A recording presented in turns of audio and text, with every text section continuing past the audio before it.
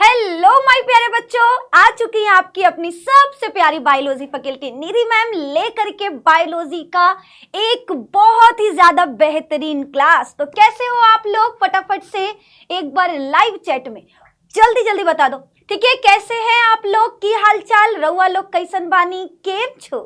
मजा माँ एक बार लाइव चैट में जल्दी से लिख दो। कल आपका बायो का एग्जाम है और आप लोग अगर अभी तक सोच रहे हो कि चलो बाद में पढ़ लेंगे तो भैया सत्यानाश करके आने वाले हो पेपर में। इसीलिए कह रहे कल का एमसीक्यू क्वेश्चन जितने कराए उसको पढ़ लो। आज का ये चारों आपका कंप्लीट हो जाएगा केवल और केवल 1.5 घंटे की क्लास में। तो आप लोगों को एंड तक बने रहना है। राधे राधे, जय श्री कृष्णा। कैसे हो आप लोग? फटाफट से बताते चलो, ठीक है? Good evening ma'am, good evening, good evening. ठीक है, गधा मैम के लिए हैंडसम ने ब्यूटीफुल यूज करते हैं। नालायक इतना भी अंग्रेजी ना पढ़ाया गया, ठीक है? बायोलॉजी भंडारा, हाँ जी आज बायोलॉजी भंडारा है, ठीक है? Good evening, good evening. तैयार सभी लोग? थैंक यू सो मच, धन्यवाद आप सभी का, धन्यवाद। लाइक करते चलो, चैनल को सब्सक्राइब करते चलो, ठीक है? और हम अब स्टार्ट करते हैं अपना आज का क्लास बिना कोई देरी किए। देखो, अगर आपने सोचा है 70 में 70 लाने का, क्या लाने का भैया?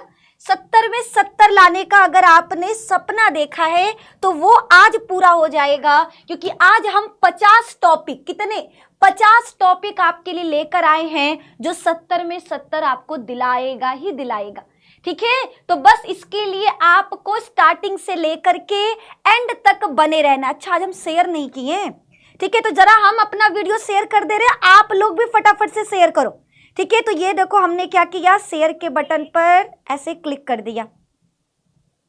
क्लियर? फटाफट से आप लोग भी शेयर कर दो, जितना जल्दी शेयर कर सकते हो, जितना जल्दी शेयर कर सकते हो शेयर कर दीजिए। ये टेलीग्राम चैनल पे जा चुका, आप लोग भी टेलीग्राम ज्वाइन कर लो, नोट्स वहीं पर आते हैं। अगर आप लोग नोट्स का वेट करते हो, बहुत सारे बच्चे मैसेज करते हैं मैम नोट्स नहीं आया, नोट्स नहीं आया, तो आपको हम बता दें नोट्स आपको मेरे टेलीग्राम चैनल पे मिलेगा, निधि मैम साइंस। वहां पर जाकर के आप लोग जितनी भी मेरी क्लासेस के नोट्स है वो ले सकते हो। और अब हम आपके सामने अपना पहला सवाल लेकर आ रहे, ठीक है? फर्स्ट क्वेश्चन आप सभी के सामने है। पहला सवाल है लघु बीजाणु धानी, ठीक है? लघु बीजाणु धानी किसे कहते हैं इसके बारे में देख लो, ठीक है? ये कई बार आया है, लघु बीजाणु धानी कई बार आया है। 2016, 17, 18, 19, 20, 22, 24, 25, यानी ये बहुत बार रिपीट होता है, मोस्ट रिपीटेड क्वेश्चन है। तो लिखना क्या है इसमें, ठीक है? इसमें क्या क्या लिखना है? सबसे पहले जानते हैं लघु बीजाणु धानी होता कहां पर है। तो पुष्प का नरभाग, ठीक है? पुष्प का नरभाग क्या कहलाता है? पुमंग कहलाता है। पुमंग की इकाई पुंकेसर कहलाता है। इस पुंकेसर में जो ऊपर का फूला हुआ भाग दिखाई दे रहा, हम इसे कहते हैं परागकोश, ठीक है? इसके ऊपर वाले भाग को क्या कहते हैं? परागकोश। परागकोश को अंदर से कट करने पर हमको क्या मिलेगा? परागकोश को जब हम अंदर से काटते हैं, कौन सा काट? अनुप्रस्थ काट। लिखना पुष्प का नरभाग पुमंग कहलाता है, पुमंग का ऊपर का फूला हुआ भाग परागकोश है। परागकोश को अनुप्रस्थ काटने पर ये अंदर से द्विपालित दिखाई देता है। कैसा? 2 पालियों में बटा हुआ और चतुष्कोणीय होता है। क्या क्या चीजें लिखना? अनुप्रस्थ काट करने पर ये 2 पालियों में बटा होता है और इसकी संरचना अंदर से चतुष्कोणीय होती है और इसके चारों कोनों पर एक छोटी छोटी थैलियां पाई जाती हैं। इन थैलियों को लघु बीजाणु धानी कहते हैं। इन थैलियों को क्या कहा जाता? लघु बीजाणु धानी कहा जाता है। इस धानी के अंदर क्या भरे होते हैं? लघु बीजाणु। इस धानी के अंदर क्या होता है? लघु बीजाणु होता है। इस लघु बीजाणु धानी के चारों तरफ कितने परत होते हैं? 4 परत। आपको एग्जाम में बनाना होगा, आपको एग्जाम में अगर दे देगा लघु बीजाणु धानी तो ये संरचना आपको बनाना होगा, जिसमें 4 छोटी छोटी थैलियां बनाना, फिर 4 परतों का निर्माण करना, 3 और ये हमारा चौथा, ठीक है? 4 परत। अब इनका नाम लिख देना। सबसे बाहरी परत को कहते हैं बाह्य परत, बाह्य परत, इसके बाद वाला कहलाएगा अंतः परत। ठीक है, इसके बाद क्या होता है, मेरे साथ लिखते चलो, एग्जाम की तैयारी कैसी है ये पता चल जाएगा। मेरे साथ लिखो, आपके परीक्षा में अगर लघु बीजाणुधानी आता तो क्या लिखते, बाहरी परत को बाह्य परत, दूसरा वाला अंतः परत, तीसरा हमारा मध्य परत कहलाता है, और सबसे अंत में जो सबसे आखिरी परत है इसे टेपिटम कहते हैं। ये बहुत इंपॉर्टेंट है। ठीक है, इसका काम, टेपिटम का काम हर बार आता है। ठीक है, ये आपको याद रखना है। बाह्य परत, अंतः परत, मध्य परत, ये तीनों के तीनों क्या करते हैं, तो ये तीनों परत सुरक्षा देने का काम करते हैं। याद रखना, इन तीनों का काम है सुरक्षा देना। टेपिटम का काम होता है लघु बीजाणुओं को पोषण देना। ठीक है, लघु बीजाणुओं को पोषण देना, पोषण देना, ये किसका काम है, तो मेरे दोस्त याद रखना टेपिटम का काम है। किसका, टेपिटम का काम है। ये सारे बच्चे याद रखेंगे। ठीक है, बोलो यहां तक सभी को क्लियर? मैम जल्दी जल्दी बताइए, क्या यहां तक सभी को क्लियर है?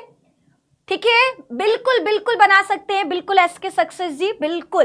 Okay, good evening ma'am, good evening. ठीक है मैम, यहाँ तक समझ में आ गया है, चलो बहुत अच्छा। ठीक है, तो ये अगर आपके एग्जाम में आएगा तो हमको लग रहा है हर बच्चा कर लेगा। एक चीज याद रखना, लघु बीजाणुधानी की संख्या कितनी होती है, 4। ठीक है, लघु बीजाणुधानी कितने पाए जाते हैं, तो याद रखना 4 पाए जाते हैं। कितने, 4 पाए जाते हैं। इसके चारों तरफ परत कितना होता है, तो परत भी आपके 4 होते हैं।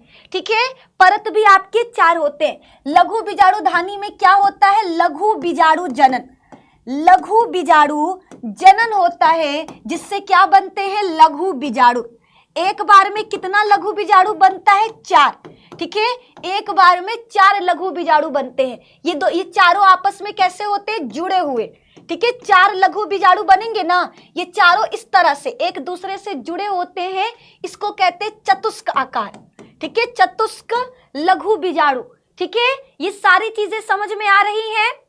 बोलो बोलो, क्या यहां तक आपको सारी चीजें क्लियर है मेरे दोस्त? मेरे दोस्त यहां तक आपको समझ में आया? हाँ जी मैम, आवाज क्लियर है? आवाज आ रहा है ना, फटाफट से बताना, आवाज आ रहा है? क्लियर, क्लियर है। चलो नेक्स्ट क्वेश्चन की तरफ।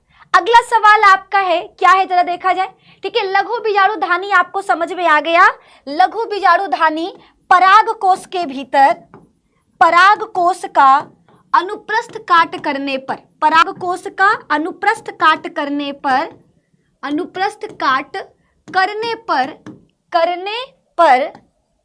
यह द्विपालित होता है, यह द्विपालित चतुष्कोणीय होता है, यह द्विपालित चतुष्कोणीय आकार का होता है, चतुष्कोणीय आकार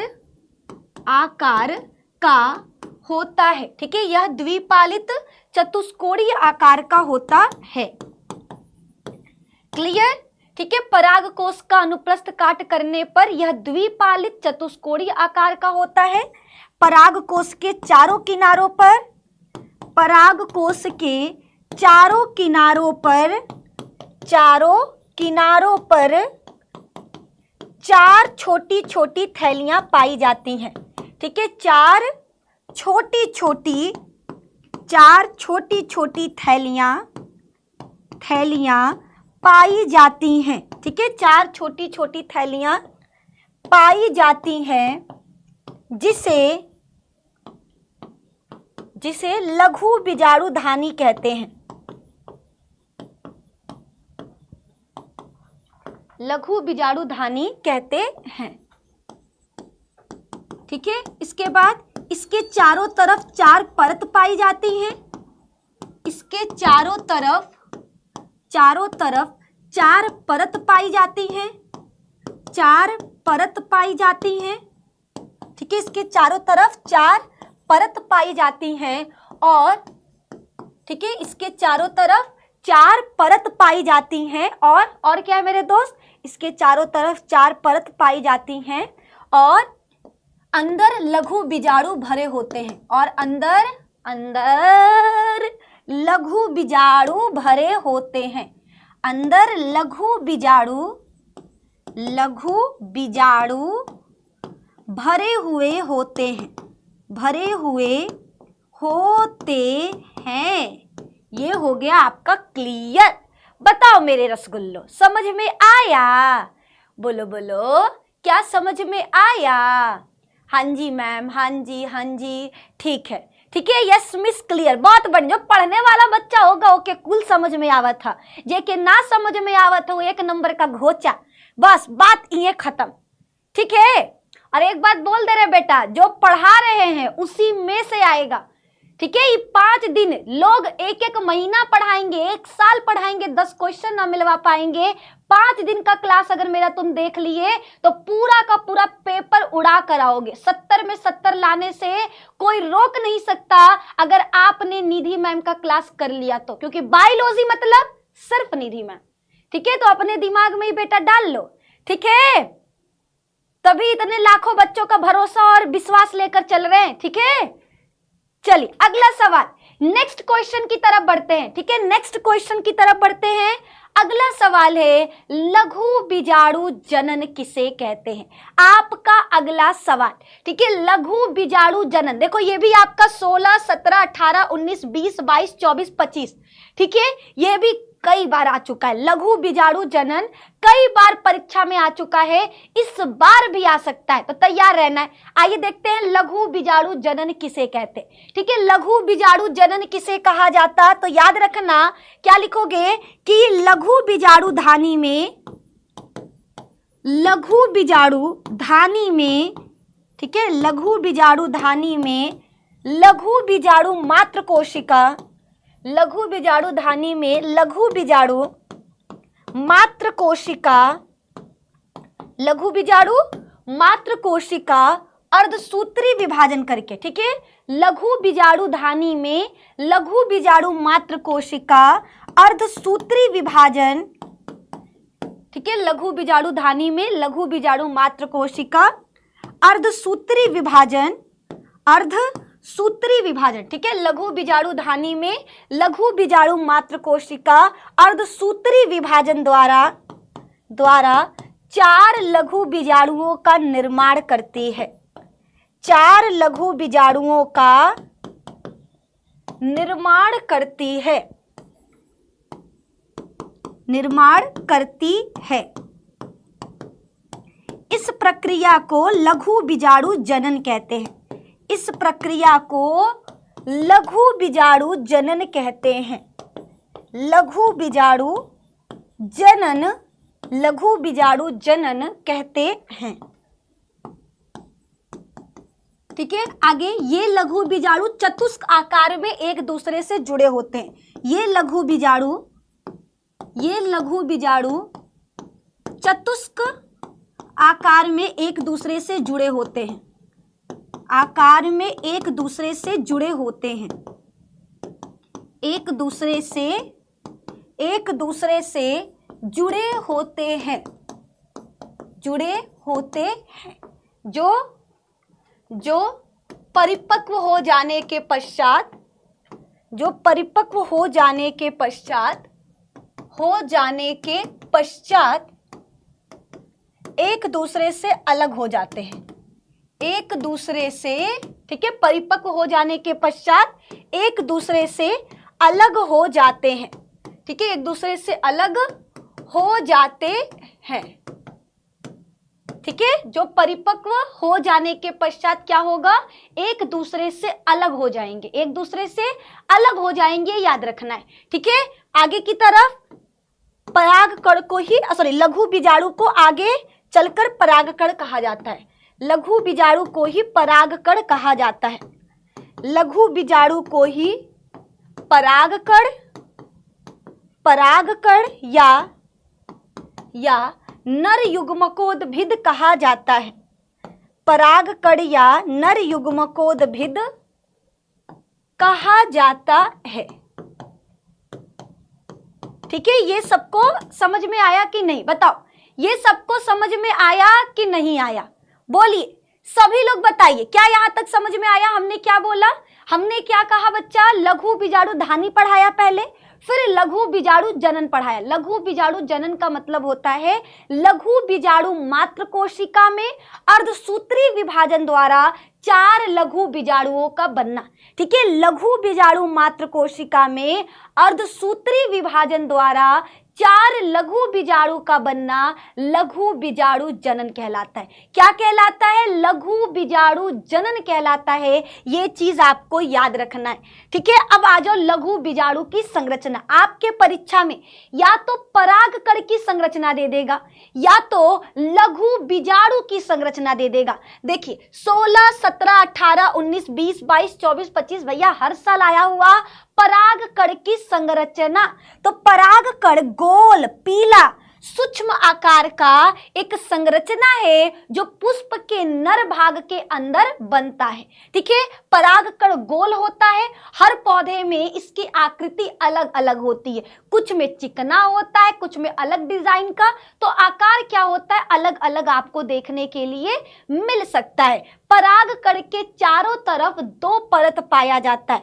बाहरी परत मोटा होता है। ठीक है, बाहरी परत मोटा होता है, अंदर वाला परत पतला होता है। ठीक है, परागकण के चारों तरफ 2 परत पाया जाता है। अंदर में इसके 2 भाग होता है। सबका नाम लिखो।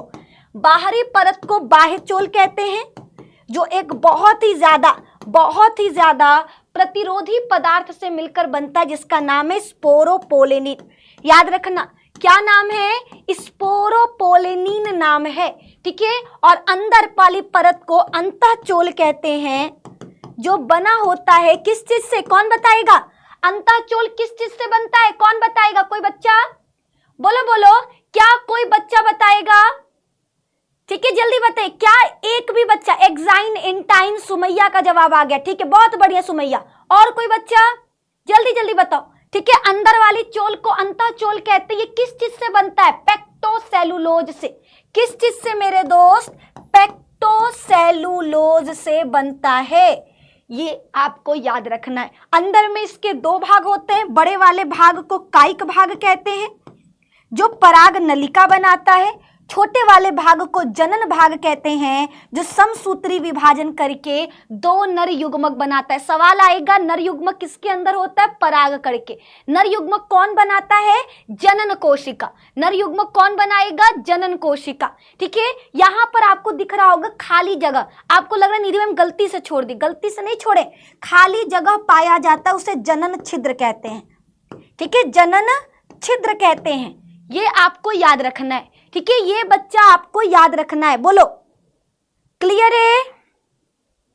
हाँ जी मैम, यहां तक सभी को क्लियर है? यहां तक सभी को क्लियर है? एक बार बताओ फटाफट। ठीक है, एक बार फटाफट से बताइए, क्या यहां तक समझ में आ गया जी? ओके, नेक्स्ट क्वेश्चन की तरफ बढ़े। नेक्स्ट क्वेश्चन की तरफ बढ़ा जाए। हाँ या ना? बोलो बोलो, हाँ या ना? ठीक है जी मैम, समझ में आ गया। बहुत बढ़िया बहुत बढ़िया बहुत बढ़िया। चलिए तो आगे की तरफ बढ़ते हैं। ठीक है, परागकण की संरचना याद रखना है। परागकण गोल पीला छोटे आकार का पुष्पों के नर भाग में बनने वाली एक संरचना है, जिसको लघु बीजाणु या नर युग्मकोद्भिद कहते हैं। इसके चारों तरफ 2 परत पाया जाता है। बाहरी परत मोटा एवं खुरदुरा होता है, जो स्पोरोपोलेनिन नामक एक रसायन से मिलकर बना होता है। अंदर वाला परत पतला एवं कोमल होता है, जो किस चीज से? पेक्टोसेलुलोज से मिलकर बना होता है। ठीक है, याद रखना परागकण के अंदर 2 भाग होते हैं। बड़ा वाला भाग कायिक भाग कहलाता है, जो पराग नलिका बनाएगा और नर युग्मक को पोषण देगा। जनन भाग जनन कोशिकाओं से मिलकर बना होता है, जो अपने अंदर विभाजन करके नर युग्मक का निर्माण करेगा। किसका निर्माण? नर युग्मक का निर्माण करेगा। अब बढ़ते हैं अगले सवाल पर। नेक्स्ट क्वेश्चन आपके सामने आ चुका, गुरु बीजाणु धानी की संरचना। अगला सवाल क्या है? अगला सवाल है गुरु बीजाणु धानी की संरचना। अब इस पर आ जाइए। पेपर लीक कर दिए भैया, है ना, बहुत तेज। ठीक है, पेपर लीक नहीं किए हैं, है ना, ये कोई पेपर नहीं है। आप लोग तैयार रहो, लेकिन देख लेना 5 दिन के क्लास से पेपर ना आया तो फिर कहना।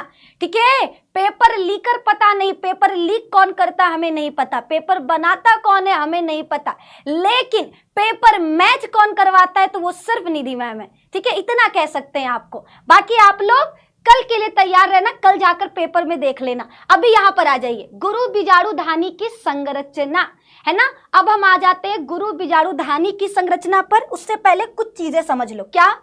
पुष्प का नर भाग, एक पुष्प में दो चीजें होती हैं, ठीक है। पुष्प में अगर देखा जाए तो पुष्प में आपका दो आवश्यक अंग है। आवश्यक अंग का मतलब, आवश्यक अंग का मतलब ऐसा अंग जिसके बिना जनन नहीं हो सकता। कौन कौन सा?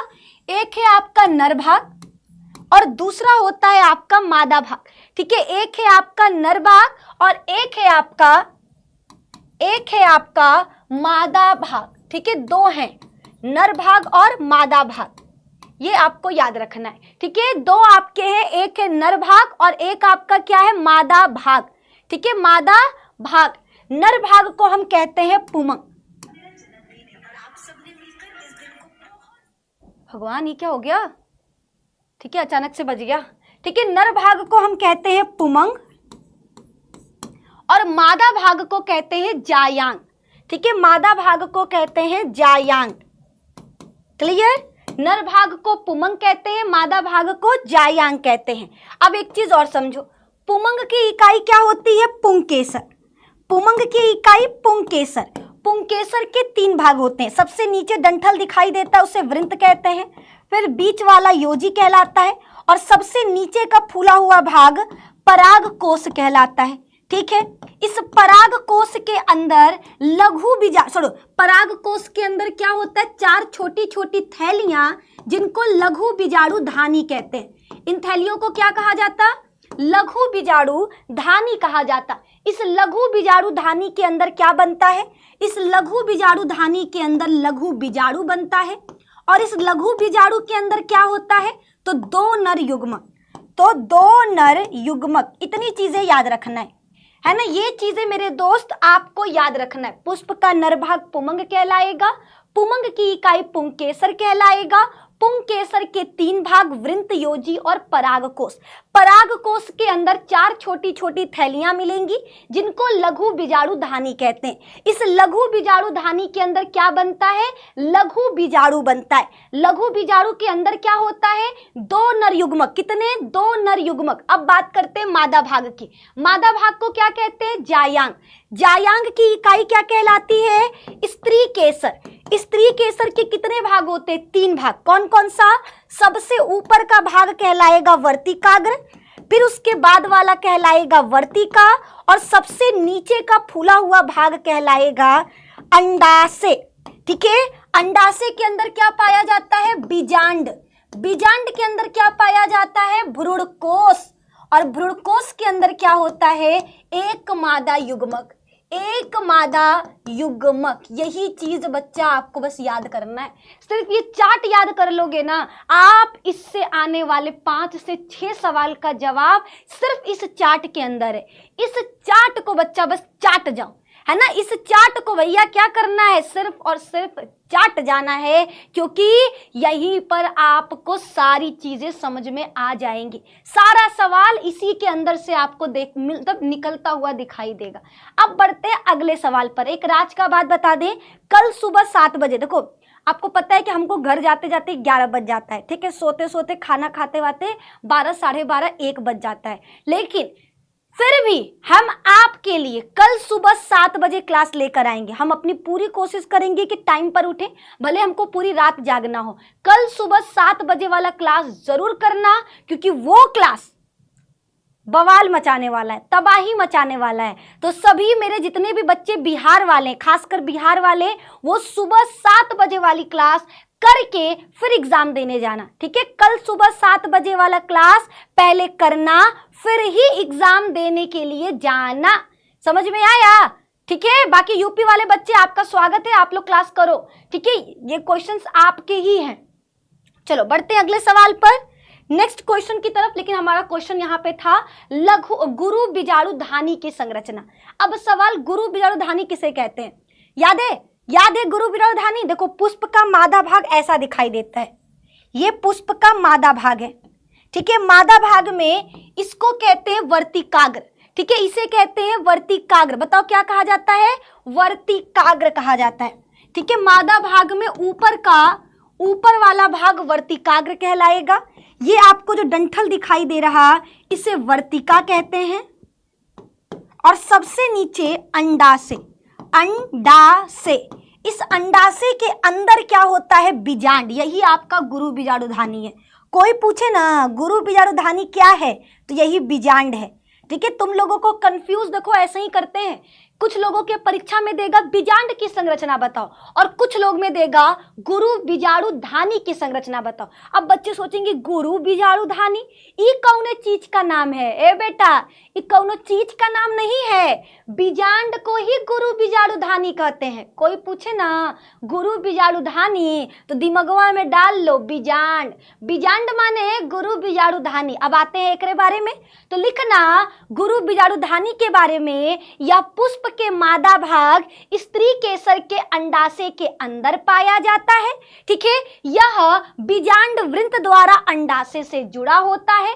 बीजांड और बीजांड वृंत जहां जुड़ते हैं उसे नाभिका कहते हैं।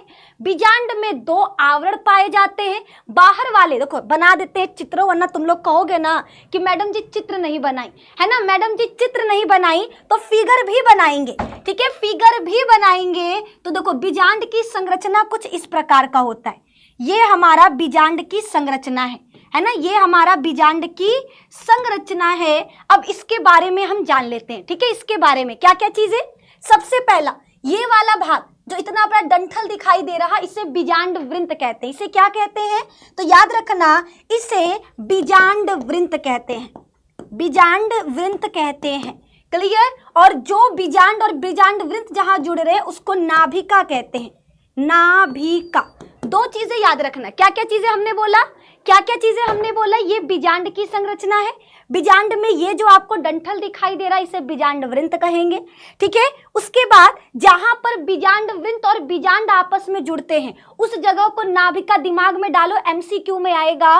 बीजांड और बीजांड वृंत जहां जुड़ते हैं उसे क्या कहते हैं? नाभिका कहते हैं। बीजांड में कितने आवरण? 2 आवरण। सबसे बाहरी आवरण को बाह्य अध्यावरण कहते हैं, बाह्य अध्यावरण।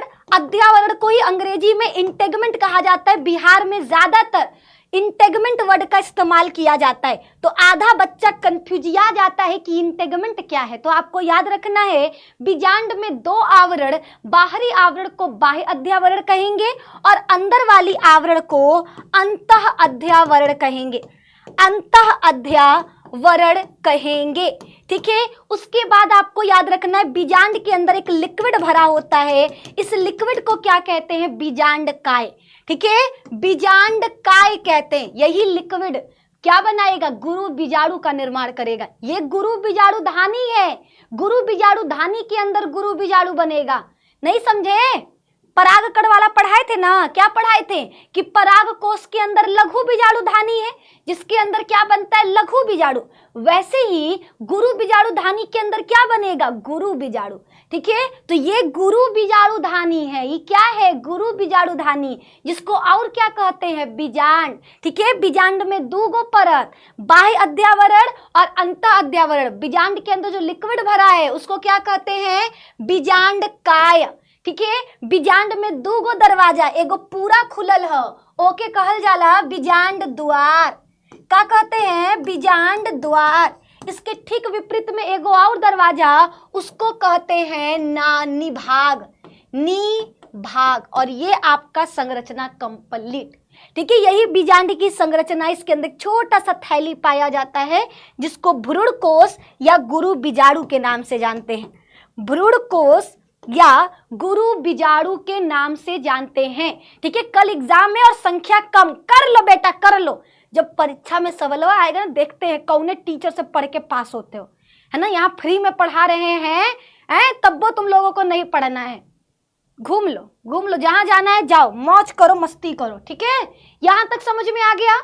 गुरु बीजाणुधानी की संरचना आएगी मेरे दोस्त, ये बना लेना, बहुत इंपॉर्टेंट है, बहुत ही ज्यादा इंपॉर्टेंट है, आपके परीक्षा में आ सकता है। इससे एमसीक्यू या शॉर्ट क्वेश्चन कुछ ना कुछ तो आएगा, कर लेना। ठीक है, ठीक है। अगला सवाल, नेक्स्ट क्वेश्चन की तरफ बढ़ते हैं। चलो देखा जाए अगला सवाल क्या है। ठीक है, अगले सवाल पर बढ़ने से पहले बच्चों को जो कंफ्यूजन है वो दूर कर देते हैं। ठीक है, 2 चीजें याद रखो, एक होता है गुरु बीजाणु जनन जो आगे पढ़ाएंगे, और एक होता है लघु बीजाणु जनन। ठीक है, दोनों समझो, दोनों एक बार में समझ लो। ठीक है, क्या क्या समझो। पहला चीज, गुरु बीजाणु जनन में क्या बनता है, तो याद रखना गुरु बीजाणु बनता है। ठीक है, गुरु बीजाणु जनन में क्या बनता है, गुरु बीजाणु बनता है। गुरु बीजाणु को और किस नाम से जानते हैं, तो याद रखना भ्रूण कोश के नाम से जानते हैं। ठीक है, ये गुरु बीजाणु कहाँ बनता है, तो बीजांड में बनता है, सॉरी गुरु बीजाणु धानी में। ठीक है, गुरु बीजाणु जनन से क्या बनता है, गुरु बीजाणु बनता है। कहाँ बनता है, गुरु बीजाणु धानी में बनता है, गुरु बीजाणु धानी में बनता है। इसको और किस नाम से जानते हैं, बीजांड, बीजांड नाम से जानते हैं। अब आ जाओ लघु बीजाणु जनन पर। लघु बीजाणु जनन से बनेगा लघु बीजाणु। क्या बनेगा, लघु बीजाणु।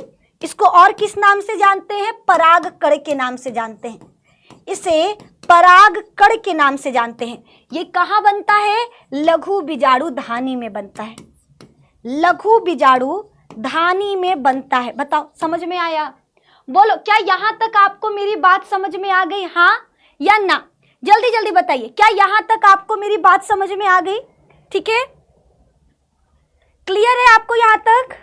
जल्दी बताइए, क्या यहां तक समझ में आया? ठीक है,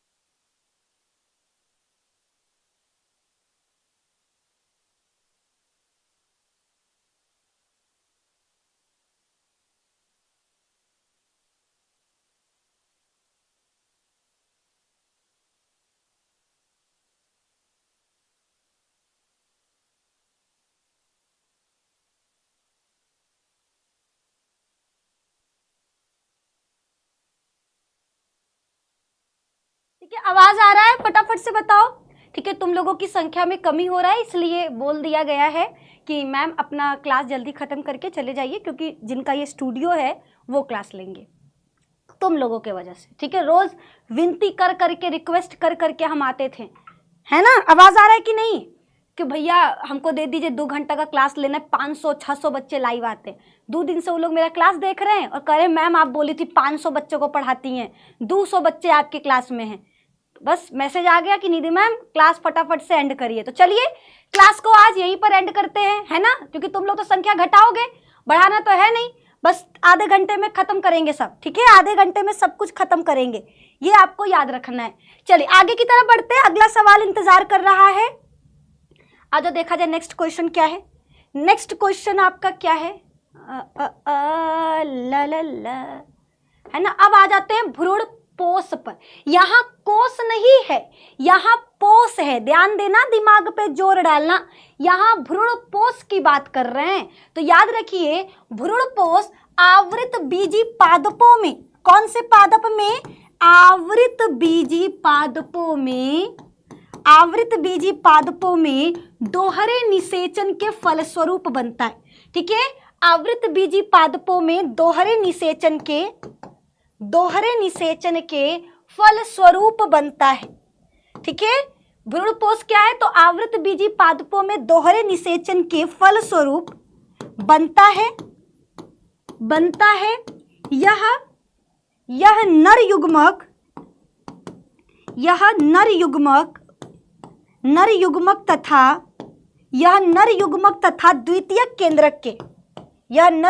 तथा द्वितीयक केंद्रक के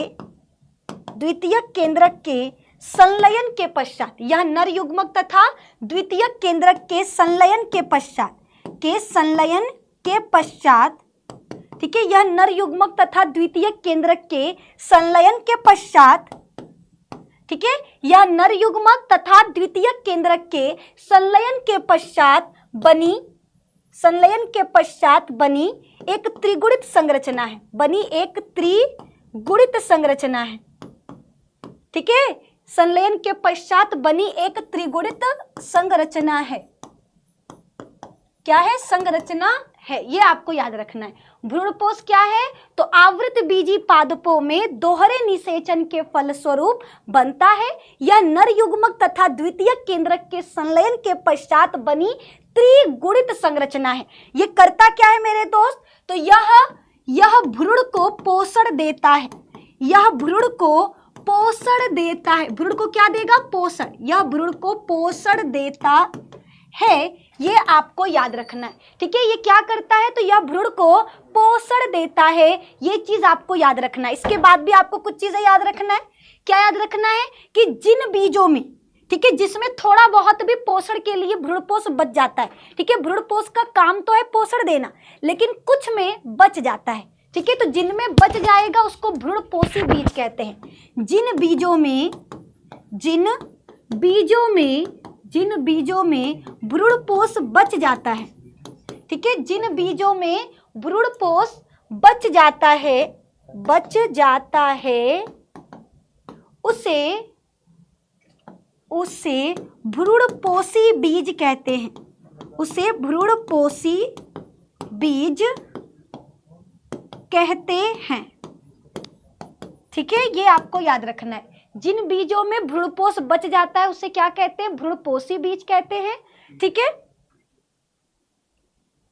फोन से हाँ,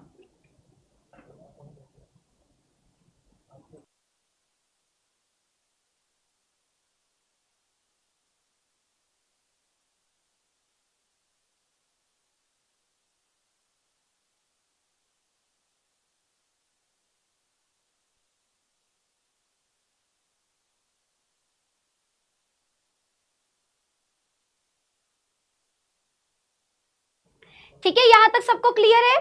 ठीक है, जिन बीजों में भ्रूणपोष बच जाता है उसे भ्रूणपोषी बीज कहते हैं। फिर बढ़ते हैं आगे की तरफ। जिन बीजों में भ्रूणपोष नहीं बचता, ठीक है, ये भी आपको याद रखना है। जिन बीजों में भ्रूणपोष नहीं बचता उसे भ्रूणपोषी बीज कहते हैं। ठीक है, आवाज आ रहा है? आवाज आ रहा है कि नहीं, ये भी बताते चलना। मेरी आवाज आप तक आ रही है? ऐसे बीज जिसमें भ्रूणपोष होगा उसे क्या कहेंगे? भ्रूणपोषी। और ऐसे बीज जिसमें भ्रूणपोष नहीं होगा उसे कहेंगे अभ्रूणपोषी। जिन बीजों में भ्रूणपोष नहीं बचता उसे अभ्रूणपोषी बीज कहते हैं, अभ्रूणपोषी बीज कहते हैं। ठीक है, इससे एमसीक्यू भी बनता है, तो तैयार रहना है, तो आपको तैयार रहना है। एक सेकंड रुक जाओ बच्चा, मम्मी का फोन आ रहा। नहीं यहाँ पे सीखो। ठीक है, एक सेकंड रुक जाइए, मम्मी का फोन आ रहा है, उठा लेते हैं ना, क्योंकि पता नहीं क्यों आज कॉल के बीच में कर रही हैं, क्लास के बीच में। Hello hello. हाँ मम्मी, क्या हुआ? हाँ दीदी, कह रहे हैं कि तुम्हारा 25 के पूरा हो गया ना? 25 के? नहीं, अभी नहीं हुआ है। हो गया? अच्छा, एक सेकंड देख रहे हैं। बच्चों फटाफट से बताओ, क्या 25 के कंप्लीट हो चुका है क्या सच में? ठीक है, मम्मी का फोन आया, बोल रही 25 के कंप्लीट हो गया है। ठीक है, फटाफट से बताओ जल्दी से, 25 के हो चुका है या नहीं?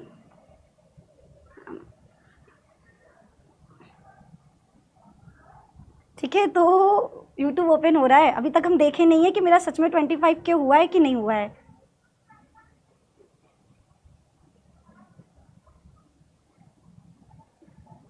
ठीक है, तो 25 के कंप्लीट हो चुका है। Thank you so much. ठीक है, तुम लोगों का क्लासेस लेने में हम इतने थक चुके थे, PDF बनाने में आज, कि हम चेक ही नहीं किए कि 25 के कंप्लीट हो चुका है। मैम। हाँ जी सर। वो आपका केस का ऑर्डर आया है। मेरा ऑर्डर? जी मैम।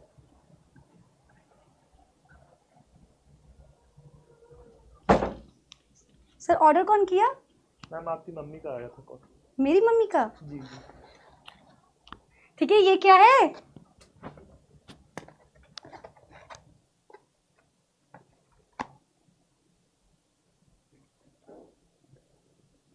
दिख रहा है? समथिंग कुछ तो गड़बड़ है मेरे पीडीएफ में आज, है ना। तो मेरे पीडीएफ में भी कुछ गड़बड़ है, हमको पता है। ठीक है, तो सरप्राइज ये मेरी तरफ से आप लोगों को है। तुम लोग कौन हमको सरप्राइज दोगे, कब्बो नहीं दे सकते। तो ये सरप्राइज मेरे तरफ से आपके लिए है। आप लोगों के प्यार और सपोर्ट की वजह से आज हमारा छोटा सा चैनल, जिसको हमने 5 या 6 दिन पहले स्टार्ट किया है, 25,000 का हो चुका है। समझ में आ रहा है? 25K। तो आप लोगों के लिए भी कुछ गिफ्ट है और मेरे लिए भी गिफ्ट आ चुका है मम्मी के तरफ से। हमें सुबह से ही शक था कुछ तो गड़बड़ चल रहा है। तो चलिए कट करते हैं। ठीक है, थैंक यू सो मच। फटाफट से एक बार कॉन्ग्रेचुलेशंस तो लिख दो।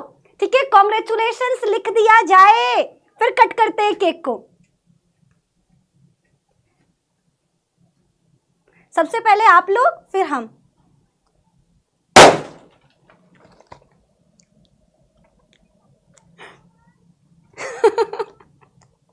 Thank you so much. आप लोगों के प्यार और सपोर्ट के वजह से ही आज हम यहाँ तक पहुंचे। एक चीज आपको हम बता दें, अगर आप लोग सपोर्ट नहीं दिखाते तो आज भी हम कहीं ना कहीं ऐसे ही घर में बैठे रहते। आप लोगों का सपोर्ट ही है जो आज मेरा खुद का चैनल 25K का हो गया।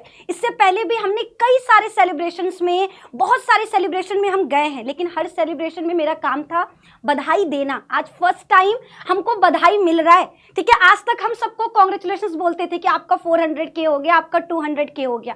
आज मेरा खुद का चैनल 25K का हो गया। और अगर आप इसी तरह से अपनी बहन को सपोर्ट करोगे तो वो दिन दूर नहीं जब इस 25K, इस K की जगह पर मिलियन होगा।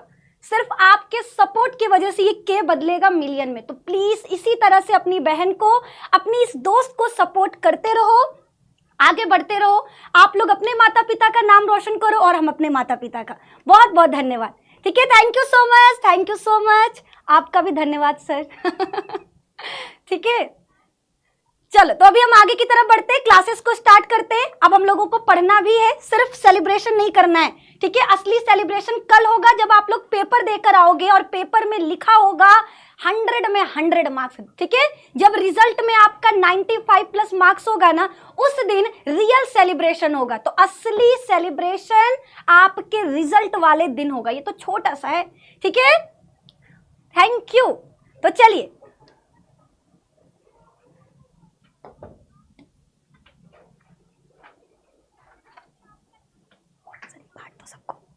सबको बांट दीजिए। चलो अभी आगे की तरफ बढ़ते हैं, अपना क्वेश्चन भी कंप्लीट करना है। हम लोग कहां पर थे? आ जाओ भ्रूणपोष पर। भ्रूणपोष के बाद नेक्स्ट क्वेश्चन पे आ जाते हैं असंग जनन। ठीक है, भ्रूणपोष के बाद हमारा अगला सवाल है असंग जनन, है ना।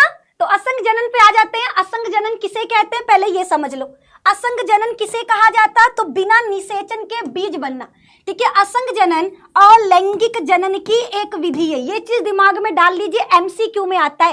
एमसीक्यू में आता है असंग जनन के बारे में, ये किसकी कौन सी विधि है? तो असंग जनन अलैंगिक जनन का ही एक विधि है। अलैंगिक जनन की ही एक विधि है, एक विधि है। ठीक है, जिसमें बिना निषेचन बीज बन जाता है। ठीक है, जिसमें क्या होगा तो याद रखना, जिसमें बिना निषेचन, ठीक है, जिसमें बिना निषेचन बीज बन जाता है, बीज बन जाता है, ये आपको याद रखना है।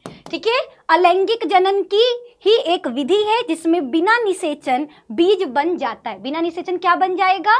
बीज बन जाएगा। ये आपको याद रखना है। ठीक है, इसका एग्जाम्पल बहुत इंपॉर्टेंट है, एस्ट्रेसिया एवं घास। एस्ट्रेसिया एवं घास। ठीक है, बोलो यहां तक सभी। हे भगवान, ये मेरे चेहरे का क्या हाल हो गया, हमको पता ही नहीं चला। ओहो, ठीक है, बताओ क्लियर है यहाँ तक? पूरा आज हमको बाल धुलना पड़ेगा यार, काम बढ़ गया हमारा। ठीक है, एक तो हम इतने जांगरहीन हैं, क्या बताएं तुम लोगों को, मेरा एगो मेहनत वाला काम बढ़ गया। ठीक है, जी मैम, जी मैम। चलो अगले क्वेश्चन की तरफ। मैम आज केमिस्ट्री का पेपर बहुत ही बेकार गया। ओ तेरी, चलो उम्मीद करेंगे बायोलॉजी का पेपर आपका बेकार ना जाए, और केमिस्ट्री का अगर बेकार गया है बच्चा तो ये तो हाफ ईयरली है, कोशिश करना एनुअल में ना हो जाए, क्योंकि अगर किसी दूसरे के चक्कर में लुढ़के ना बेटा तो गए, है ना, दूसर का नहीं आएगा पोछे खातिर, लुढ़क गए तो लुढ़क गए। इसलिए आपको तैयार रहना है, इसलिए आपको तैयार रहना है ना। ओके चलिए, असंग जनन समझ में आ चुका। अगला सवाल देखते हैं। नेक्स्ट क्वेश्चन क्या है आपके सामने, अनिषेक फलन। अनिषेक फलन का मतलब क्या होता है, बिना निषेचन फल का बनना। बिना निषेचन फल का बनना, फल का बनना क्या कहलाएगा, तो याद रखना अनिषेक फलन कहलाएगा। इसका एग्जाम्पल याद रखना केला अंगूर, केला और अंगूर इसका एग्जाम्पल है ना, इसको रट्टा मार लेना। बिना निषेचन फल का बनना अनिषेक फलन कहलाएगा। इसका एग्जाम्पल होता है केला और अंगूर, केला और अंगूर। अगला सवाल, नेक्स्ट क्वेश्चन आपके सामने है दोहरा निषेचन। दोहरा निषेचन किसमें होता है, सभी आवृत बीजी पादपों में। याद रखिएगा दोहरा निषेचन किसमें होगा, आवृत बीजी पादपों में होगा, आवृत बीजी पादपों में होगा, पहली चीज। दूसरी चीज आपको याद रखना है, इसकी खोज किसने की, नवास्चिन ने। इसकी खोज किस वैज्ञानिक ने किया, नवास्चिन ने किया। ठीक है, अगला चीज याद रखना, पराग कण के अंदर, पराग कण की जनन कोशिका, पराग कण की जनन कोशिका समसूत्री विभाजन द्वारा, पराग कण की जनन कोशिका समसूत्री विभाजन द्वारा। ठीक है, पराग कण की जनन कोशिका समसूत्री विभाजन द्वारा दो नर युग्मकों का निर्माण करती है। दो नर युग्मकों का निर्माण करती है। पराग कण की जनन कोशिका समसूत्री विभाजन द्वारा दो नर युग्मकों का निर्माण करती है। ठीक है, जिनमें से एक नर युग्मक, आगे एक तरफ क्या लिखना, जिनमें से एक नर युग्मक मादा युग्मक के साथ निषेचन कर। ठीक है, जिसमें से एक नर युग्मक मादा युग्मक के साथ, ठीक है, जिनमें से एक नर युग्मक मादा युग्मक के साथ निषेचन कर, ठीक है, जिनमें से एक नर युग्मक मादा युग्मक के साथ निषेचन कर क्या बनाएगा, निषेचन कर भ्रूण का निर्माण करता है। ठीक है, जिनमें से एक नर युग्मक मादा युग्मक के साथ निषेचन कर भ्रूण का निर्माण करता है, भ्रूण का निर्माण करता है। अगला, वही दूसरा नर युग्मक,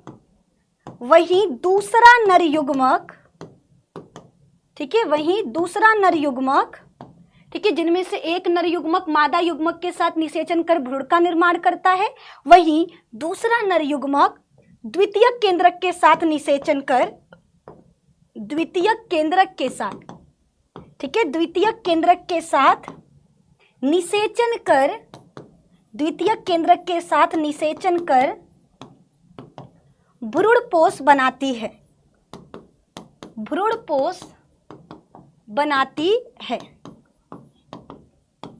आगे, अतः आवृत बीजी पादपों में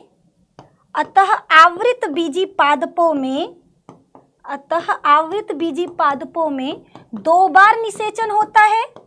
अतः आवृत बीजी पादपों में दो बार निषेचन होता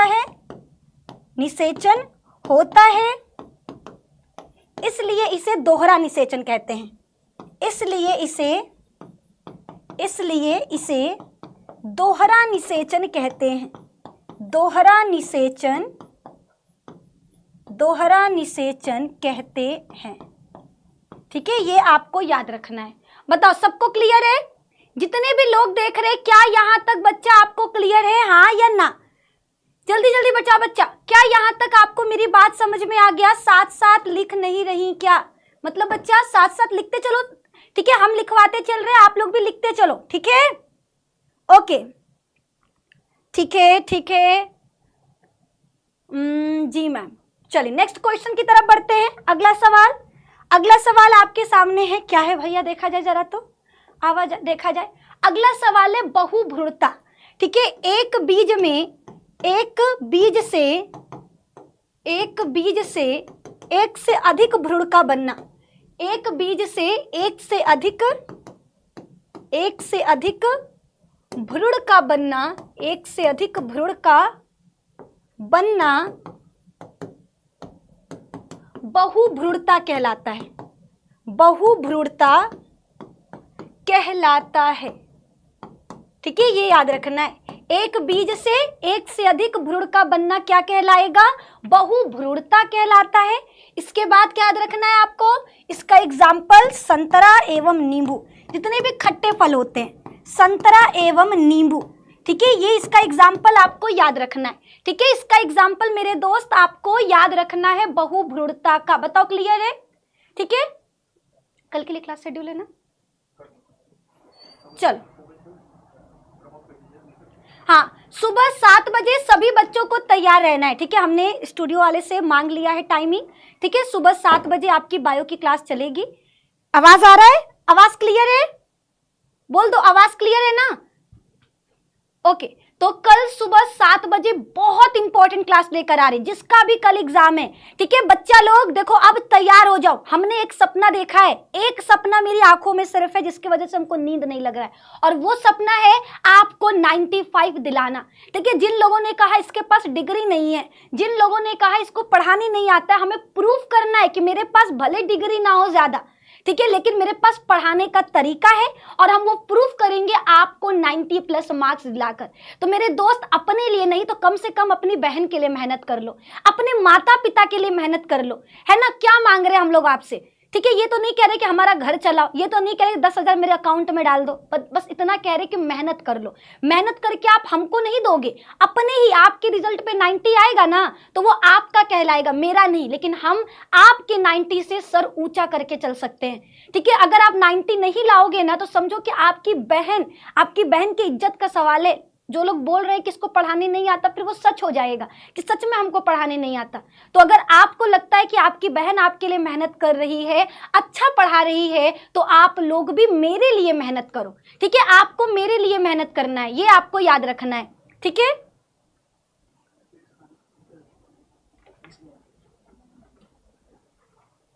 ठीक है, ठीक है, आगे की तरफ बढ़ते हैं। अगला सवाल, नेक्स्ट क्वेश्चन आपके सामने आ चुका। ठीक है, अगला सवाल आपके सामने आ चुका। सवाल क्या है? आ जाओ भैया, देखा जाए। अगला सवाल, निषेचन किसको कहते हैं? निषेचन का मतलब होता है नर तथा मादा युग्मक का संलयन। नर तथा मादा युग्मक का संलयन, नर तथा मादा युग्मक का संलयन निषेचन कहलाता है। नर तथा मादा युग्मक का संलयन निषेचन कहलाता है, निषेचन कहलाता है। ठीक है, ये याद रखना है। ठीक है, नर तथा मादा युग्मक का संलयन क्या कहलाएगा? तो याद रखिएगा, निषेचन कहलाएगा। क्या कहलाएगा? निषेचन कहलाएगा। नर तथा मादा युग्मक का संलयन निषेचन कहलाता है। इसके बाद आपको क्या याद रखना है? ठीक है, नर तथा मादा युग्मक का संलयन निषेचन कहलाता है। ये 2 प्रकार का होता है। एक होता है आंतरिक निषेचन, जब शरीर के अंदर निषेचन होगा तो उसे आंतरिक निषेचन कहेंगे। इसका एग्जाम्पल मनुष्य, कुत्ता, बिल्ली, बंदर, ये सब लिख देना। दूसरा होता है बाह्य निषेचन। बाह्य निषेचन का मतलब क्या है? जब निषेचन शरीर के बाहर हो। इसका एग्जाम्पल मेढक, टेडपोल, मछली, ये सब याद रखना है। ठीक है, उनमें निषेचन कहाँ होता है? शरीर के बाहर होता है। कहाँ होता है? शरीर के बाहर होता है। अगला सवाल, नेक्स्ट क्वेश्चन आपके सामने है अपरा। अपरा याद रखना, यह गर्भावस्था में बना एक अस्थायी अंग है। इसके बारे में कई बार परीक्षा में आया है, कई बार। 16, 17, 18, 19, 20, 22, 24, 25 नहीं किए तो पछताओगे। अपरा क्या है? तो यह गर्भावस्था में बना एक अस्थायी अंग है। पहला लाइन, ठीक है, ये क्या करता है? माँ और बच्चे को जोड़ता है। ठीक है, अस्थायी अंग है। यह माँ और बच्चे को जोड़ने वाली नलिका है। यह माँ और बच्चे को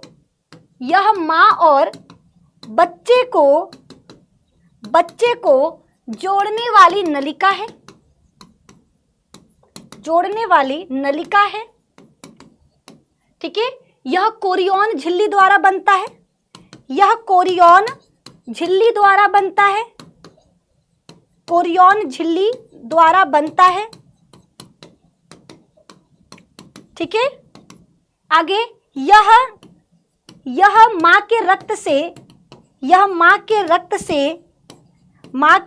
से पोषक तत्व बच्चे तक पहुंचाता है। यह मां के रक्त से पोषक तत्व किसके पास? पोषक तत्व बच्चे तक पहुंचाता है। बच्चे तक पहुंचाता है। उसके बाद क्या याद रखना है? उसके बाद यह बच्चे के शरीर से उत्सर्जी पदार्थ को बाहर निकालता है। यह बच्चे के शरीर से उत्सर्जी पदार्थ को बाहर निकालता है।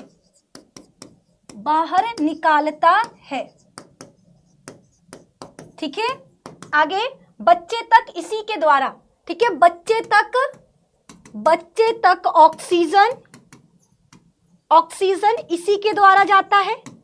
इसी से जाता है, ये भी याद रखना। अगला याद रखना इंपॉर्टेंट, इससे कई हार्मोन निकलते हैं। इससे गर्भावस्था में कई सारे हार्मोन निकलते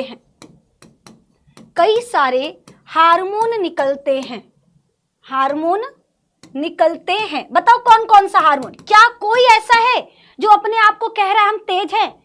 क्या एक ऐसा बच्चा है जिसको इसका जवाब पता है? जल्दी बताओ, क्या एक बच्चा है जिसको पता है अपरा से कौन कौन सा हार्मोन निकलता है? अगर आप पढ़ाई कर रहे हो, चलो हम मानते हैं हम अच्छा नहीं पढ़ा रहे, आपकी बहुत सारी मैडम लोग होंगी जो अच्छा पढ़ा रहे, आपके बहुत सारे सर लोग होंगे जो अच्छा पढ़ा रहे, चलो बताओ अपरा से कौन कौन सा हार्मोन निकलता है? फटाफट से बताओ। अगर मेरे बच्चे हो तो कल वाला क्लास किए होगे, और कल वाला क्लास किए तो जवाब आपको पता होना चाहिए, है ना?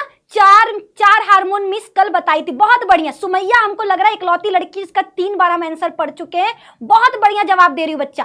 ठीक है, और कोई? सनी विश्वकर्मा HCG, बहुत बढ़िया सनी। और कोई बताना चाहेगा? प्रोजेस्टेरॉन, एस्ट्रोजन सुमैया बता चुकी, चलो डन। और कोई बताना चाहेगा? ठीक है, LH हार्मोन। निशा पढ़ाई नहीं चल रहा है, ठीक है, निशा गोल हो जाओ आप, ठीक है भैया, पढ़ाई नहीं चल रहा है। LH हार्मोन कहां से निकल गया जी नालायक?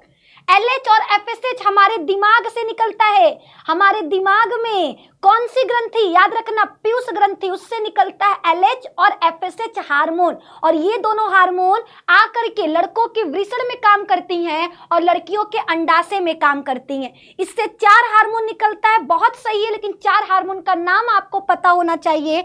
HCG और भी बहुत सारे निकलते हैं, कल 4 नाम पढ़ाए थे। HCG, HPL और आपका क्या है? एस्ट्रोजन और प्रोजेस्टेरॉन, ये 4 नाम रखता है। मार लो बेटा, वरना आके घुमक के मारेंगे दिमाग में, तुम लोग का ठीक हो जाएगा, है ना? कल हम एगो मैडम से बात कर रही थे, वो हमको एगो चीज बोली, मारेंगे छन से आगे का नहीं बोलेंगे ठीक है, गिरोगे दम से। तो अब हम भी रट लिए, है ना? अब हम भी रट लिए, जब तुम लोगों को मारना होगा तो यही बोलेंगे, मारेंगे छन से, गिरोगे धम से। ठीक है, तो पढ़ाई लिखाई करो। अगला सवाल, नर जनन तंत्र का सचित्र वर्णन करें। कई बार बता चुके, अब हम बार नहीं बताएंगे, सिर्फ अंग बता देते हैं। नर जनन तंत्र में 2 अंगों में बांटा गया है। प्राथमिक अंग जिसमें आता है आपका वृषण, केवल वृषण, इसके बारे में लिखना। फिर है द्वितीयक अंग जिसको सहायक अंग भी कहते हैं, इसमें आपका आएगा, कौन आएगा? तो याद रखना, सहायक ग्रंथियां आएंगी, फिर नलिकाएं आएगा और आपका बाह्य जननेंद्रियां आएगा। ये इतनी चीजें आपको याद रखना है। ठीक है, ग्रंथियां 3 होती हैं, कौन कौन सा? शुक्राशय, प्रोस्टेट और बल्बो यूरेथ्रल। और क्या है? बल्बो यूरेथ्रल, ये बच्चा आपको याद रखना है। ठीक है, नलिकाएं भी आपकी कितनी होती हैं? 4 नलिकाएं आपको 4 याद रखना है। कौन कौन सा? वृषण जालक, शुक्रवाहिनी, फिर अगला शुक्रवाहक और अधिवृषण,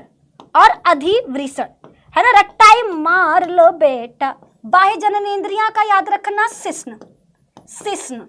ठीक है, यहाँ तक किसी को भी कोई दिक्कत परेशानी समस्या है तो बताइए। क्या यहाँ तक में किसी को कोई दिक्कत है? बोलो बोलो, क्या यहाँ तक में किसी को कोई दिक्कत है? हाँ या ना? ठीक है, हाँ या ना? सबको समझ में आ रहा? वॉइस प्रॉब्लम, बच्चा आवाज का क्या दिक्कत आ रहा है? आवाज नहीं आ रहा? Hello hello hello hello. ठीक है, आवाज तो आ रहा है बेटा। है, हम अपना क्लास नहीं देख ले तो देखिए जरा, आवाज सच में नहीं आ रहा? कोई दिक्कत है? बोलो बोलो, क्या यहाँ तक में किसी को कोई दिक्कत है? क्या बेटा हमको उल्लू बना रहे हो तुम लोग? हाँ, एगो तो लाइक नहीं किए जी, अभी तक 1000 लाइक भी नहीं हुआ। एक कंजूस हो तनी पहले वीडियो को लाइक करो। ठीक है, जितने भी मेरे कंजूस लोग हैं पहले वीडियो को लाइक करिए। अभी 1000 लाइक भी नहीं हुआ, कंट्रोल किए कंट्रोल। ठीक है, फटाफट से पहले वीडियो को लाइक किया जाए, फिर हम अगले सवाल पे बढ़ेंगे, है ना? अगले सवाल पर अगर चाहते हो, मैम फर्स्ट क्लास कर रहे हैं। अच्छा, बहुत बढ़िया। ठीक है, जल्दी जल्दी बताओ। लाइक कर दिए सारे लोग? कर दिए, ठीक है, धन्यवाद धन्यवाद आपका। मैम मैंने लाइक कर दिया। चलो मैम, मैंने अपने 2 चैनल से लाइक किया, बहुत बढ़िया, है ना? ये बच्चे के लिए तालियां। ठीक है, अगला सवाल। नेक्स्ट क्वेश्चन आपके सामने आ चुका। नर जनन तंत्र तैयार कर लेना, खुमच देंगे मादा जनन तंत्र पर। ठीक है, मादा जनन तंत्र में भी सेम, इसको 2 भागों में बांटा गया। एक होता है आपका प्राथमिक अंग, जिसको हम इंपॉर्टेंट या आवश्यक अंग कहते हैं। एक होता है प्राथमिक अंग और दूसरा होता है द्वितीयक अंग। द्वितीयक अंग, ठीक है। प्राथमिक अंग में आ जाएगा सिर्फ और सिर्फ आपका अंडाशय। प्राथमिक अंग में आपको याद रखना है अंडाशय के बारे में। ठीक है, किसके बारे में? अंडाशय के बारे में। क्लियर? द्वितीयक अंग में आ जाओ, इसको पढ़ लेना। अंडाशय के बारे में आज ही बैठकर 5 पॉइंट रट लेना, आएगा अंडाशय के बारे में। ठीक है, द्वितीयक अंग में आपका कौन कौन सा है? द्वितीयक अंग में आपके आएंगी नलिकाएं, नलिकाएं, अंग, ग्रंथियां। ठीक है, सहायक नलिकाएं, सहायक अंग, सहायक ग्रंथियां और अगला बाह्य जननेंद्रियां। बाह्य जननेंद्रियां आप सबके बारे में लिख दो भैया।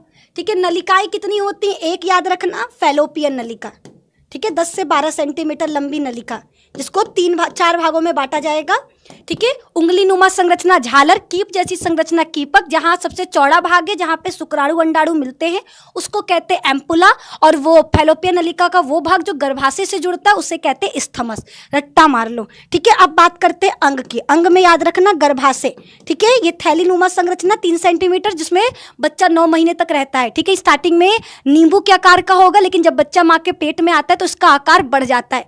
ठीक है, ये आपको याद रखना। इसमें 3 प्रकार के परत होते हैं, perimetrium, myometrium, endometrium. Endometrium important है, ये हर महीने बनता है। ठीक है, जो बच्चे को माँ के गर्भ में 9 महीने तक रखने के लिए जिम्मेदार होता है। अगर महिला प्रेग्नेंट नहीं होती है तो वो परत टूट जाता है और टूट करके योनि से रक्त के रूप में निकल जाता है, जिसको पीरियड कहते हैं। ये सब पूरा लिख डालना। ठीक है, ग्रंथियां 2 होती हैं महिलाओं में। एक होता है स्तन ग्रंथि, जो महिला में दुग्ध का निर्माण करेगा। ठीक है, लड़कियों में ये ग्रंथि सक्रिय होता है, इसीलिए क्या देखने को मिलेगा? उनमें दुग्ध का निर्माण होगा। दूसरा होता है बार्थोलिन ग्रंथि, जो योनि के दीवारों पर दोनों तरफ पाया जाता है। ये मेल के बल्बोयूरेथ्रल के समान होता है। ये सेक्स के दौरान संवेदना, ठीक है, लुब्रिकेशन उत्पन्न करता है। ठीक है, बाह्य जननेंद्रिय यानी बाहर से देखने पर महिला मादा जनन तंत्र में क्या क्या देखने को मिलेगा? तो भैया सबसे पहले है दीर्घ भगोष्ठ, दीर्घ भगोष्ठ।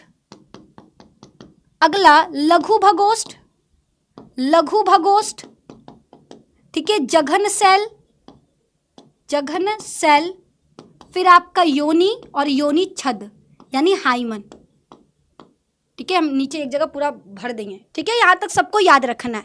ठीक है, यहाँ तक सबको याद रखना है, हर बच्चे को ये क्लियर होना चाहिए, है ना? बोलो बोलो, क्या यहाँ तक क्लियर बच्चा? जल्दी बताइए, क्या यहाँ तक आपको क्लियर है? हाँ जी मैम। ठीक है मैम, अब मैं अभी से पढ़ना स्टार्ट किया हूँ, प्लीज सिलेबस कवर करा दीजिएगा।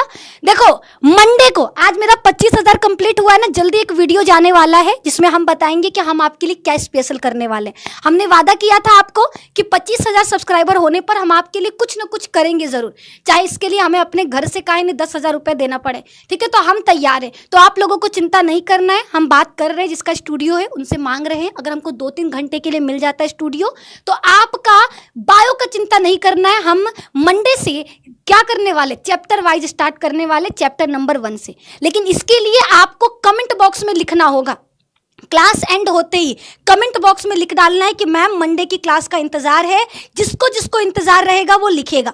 अगर 100 से ज्यादा बच्चे बोलते हैं कि मंडे की क्लास के लिए हम तैयार हैं, हमें चैप्टर नंबर 1 से चाहिए आपकी क्लासेस, तो हम इन लोगों को दिखाएंगे और कहेंगे भैया हमारे बच्चे चैप्टर 1 से बोल रहे हैं, हमको पढ़ाना है। ठीक है, हमको तुम राते का दे दो, हम रात को 12 बजे रुक के पढ़ाएंगे, लेकिन हमको स्टूडियो 1-2 घंटा के लिए दे दो। लिखे? तो इसके लिए आपको सपोर्ट करना होगा। याद रखिएगा, ताली एक हाथ से नहीं बजता, कल हमने कहा था ना। ठीक है, हमें आपकी जरूरत है तो आपको भी हमारी जरूरत है, ये याद रखिए। ठीक है, अब बढ़ते अगले सवाल पर। नेक्स्ट क्वेश्चन पे आ जाओ। जनसंख्या वृद्धि। जनसंख्या वृद्धि का मतलब होता है जनसंख्या का बढ़ना। ठीक है, जनसंख्या का बढ़ना।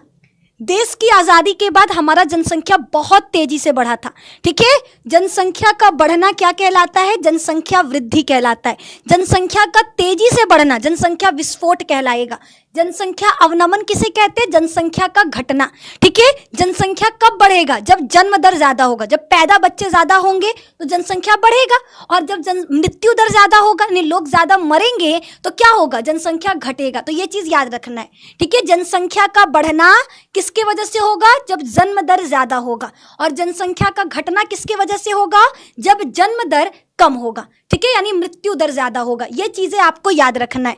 चलिए बढ़ते अगले सवाल पर। नेक्स्ट क्वेश्चन आपका है परिवार नियोजन। ठीक है, परिवार नियोजन का मतलब क्या है? परिवार की संख्या को नियंत्रित करना। परिवार की संख्या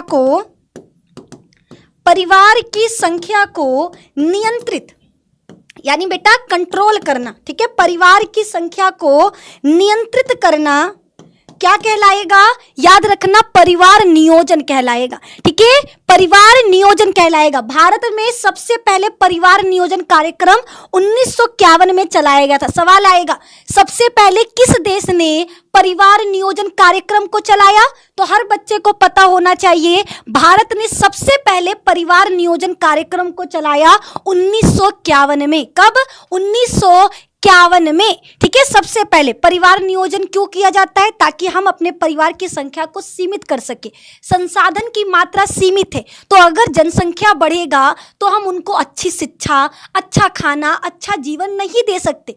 इसीलिए हमको अपने आय के अनुसार, आपके पास जितना औकात है उतने ही बच्चे पैदा करना चाहिए। नहीं कि एगो बच्चा उस कटोरा लेके उधर बैठा है, एक बच्चा उधर बैठा है। ठीक है, तो आप अपने औकात के अनुसार बच्चे पैदा करो। याद रखिए, आजकल बच्चे पैदा करना भी औकात है, उसके लिए भी औकात चाहिए होता है। समझ में आया? ये नहीं कि 10 बच्चे हो गए और 10 बच्चों को सरकारी स्कूल में पढ़ा रहे हो। अरे भैया 2 बच्चे पैदा करो, उनको अच्छा शिक्षा दो, उनको अच्छा खाना दो। ठीक है, समझ में आया?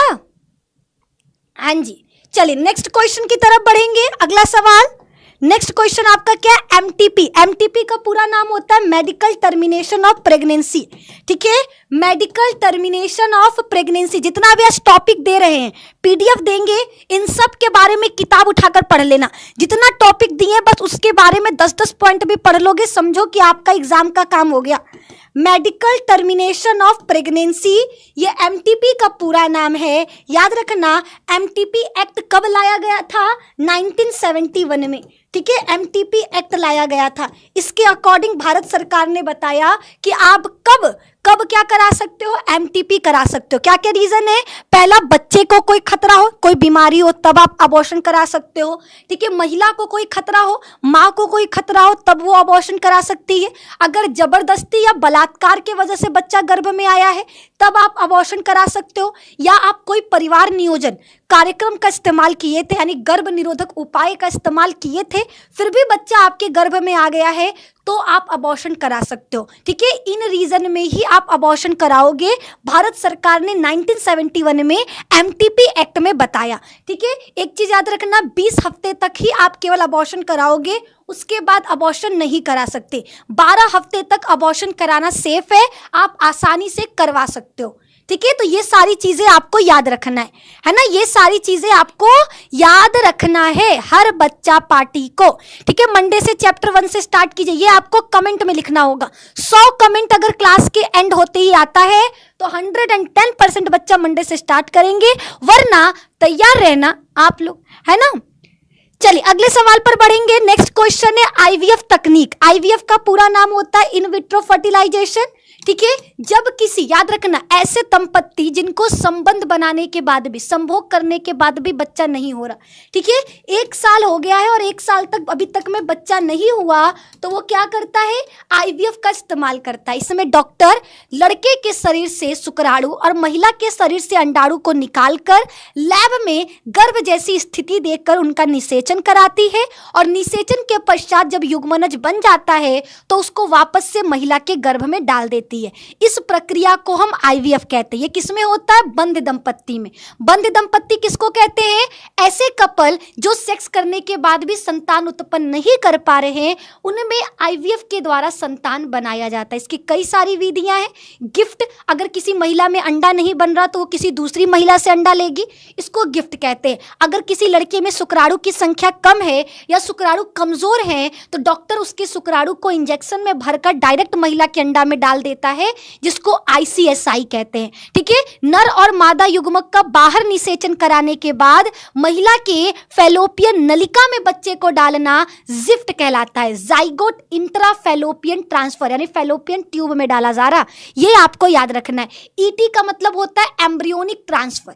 क्या होता है, एम्ब्रियोनिक ट्रांसफर, ये भी याद रखना है। ईटी का फुल फॉर्म कई बार आ जाता है, तो इसके लिए भी आपको तैयार रहना है। बताओ, समझ में आया, समझ में आया यहां तक? Yes ma'am. चलिए आगे की तरफ बढ़ते हैं। अगला सवाल आपका इंतजार कर रहा। नेक्स्ट क्वेश्चन है अपूर्ण प्रभाविता। अपूर्ण प्रभाविता का मतलब क्या है, जब 2 जनकों के मध्य क्रॉस कराया जाए, जब दो विपरीत लक्षण वाले, जब 2 विपरीत लक्षण वाले, ठीक है, जब 2 विपरीत लक्षण वाले जनकों के मध्य, ठीक है, जब 2 विपरीत लक्षण वाले जनकों के मध्य संकरण कराया जाए, जब 2 विपरीत लक्षण वाले जनकों के मध्य संकरण कराया जाए, ठीक है, जब मत लिखना, जब इरेज कर देना लिखने के बाद। 2 विपरीत लक्षण वाले जनकों के मध्य संकरण कराने पर उसके प्रथम पीढ़ी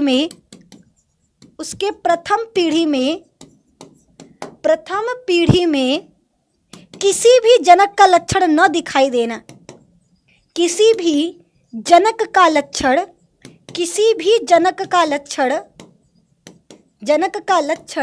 न दिखाई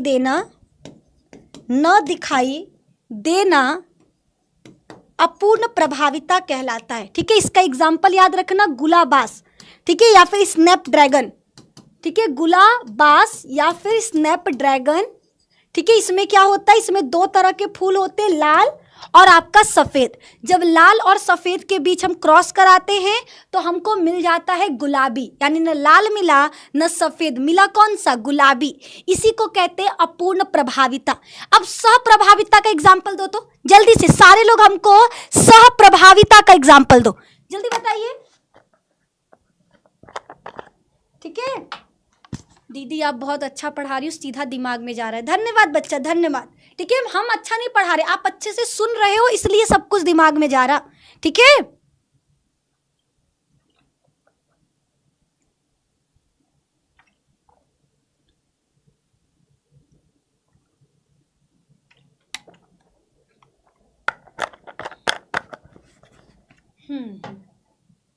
चलिए आगे की तरफ बढ़ते हैं।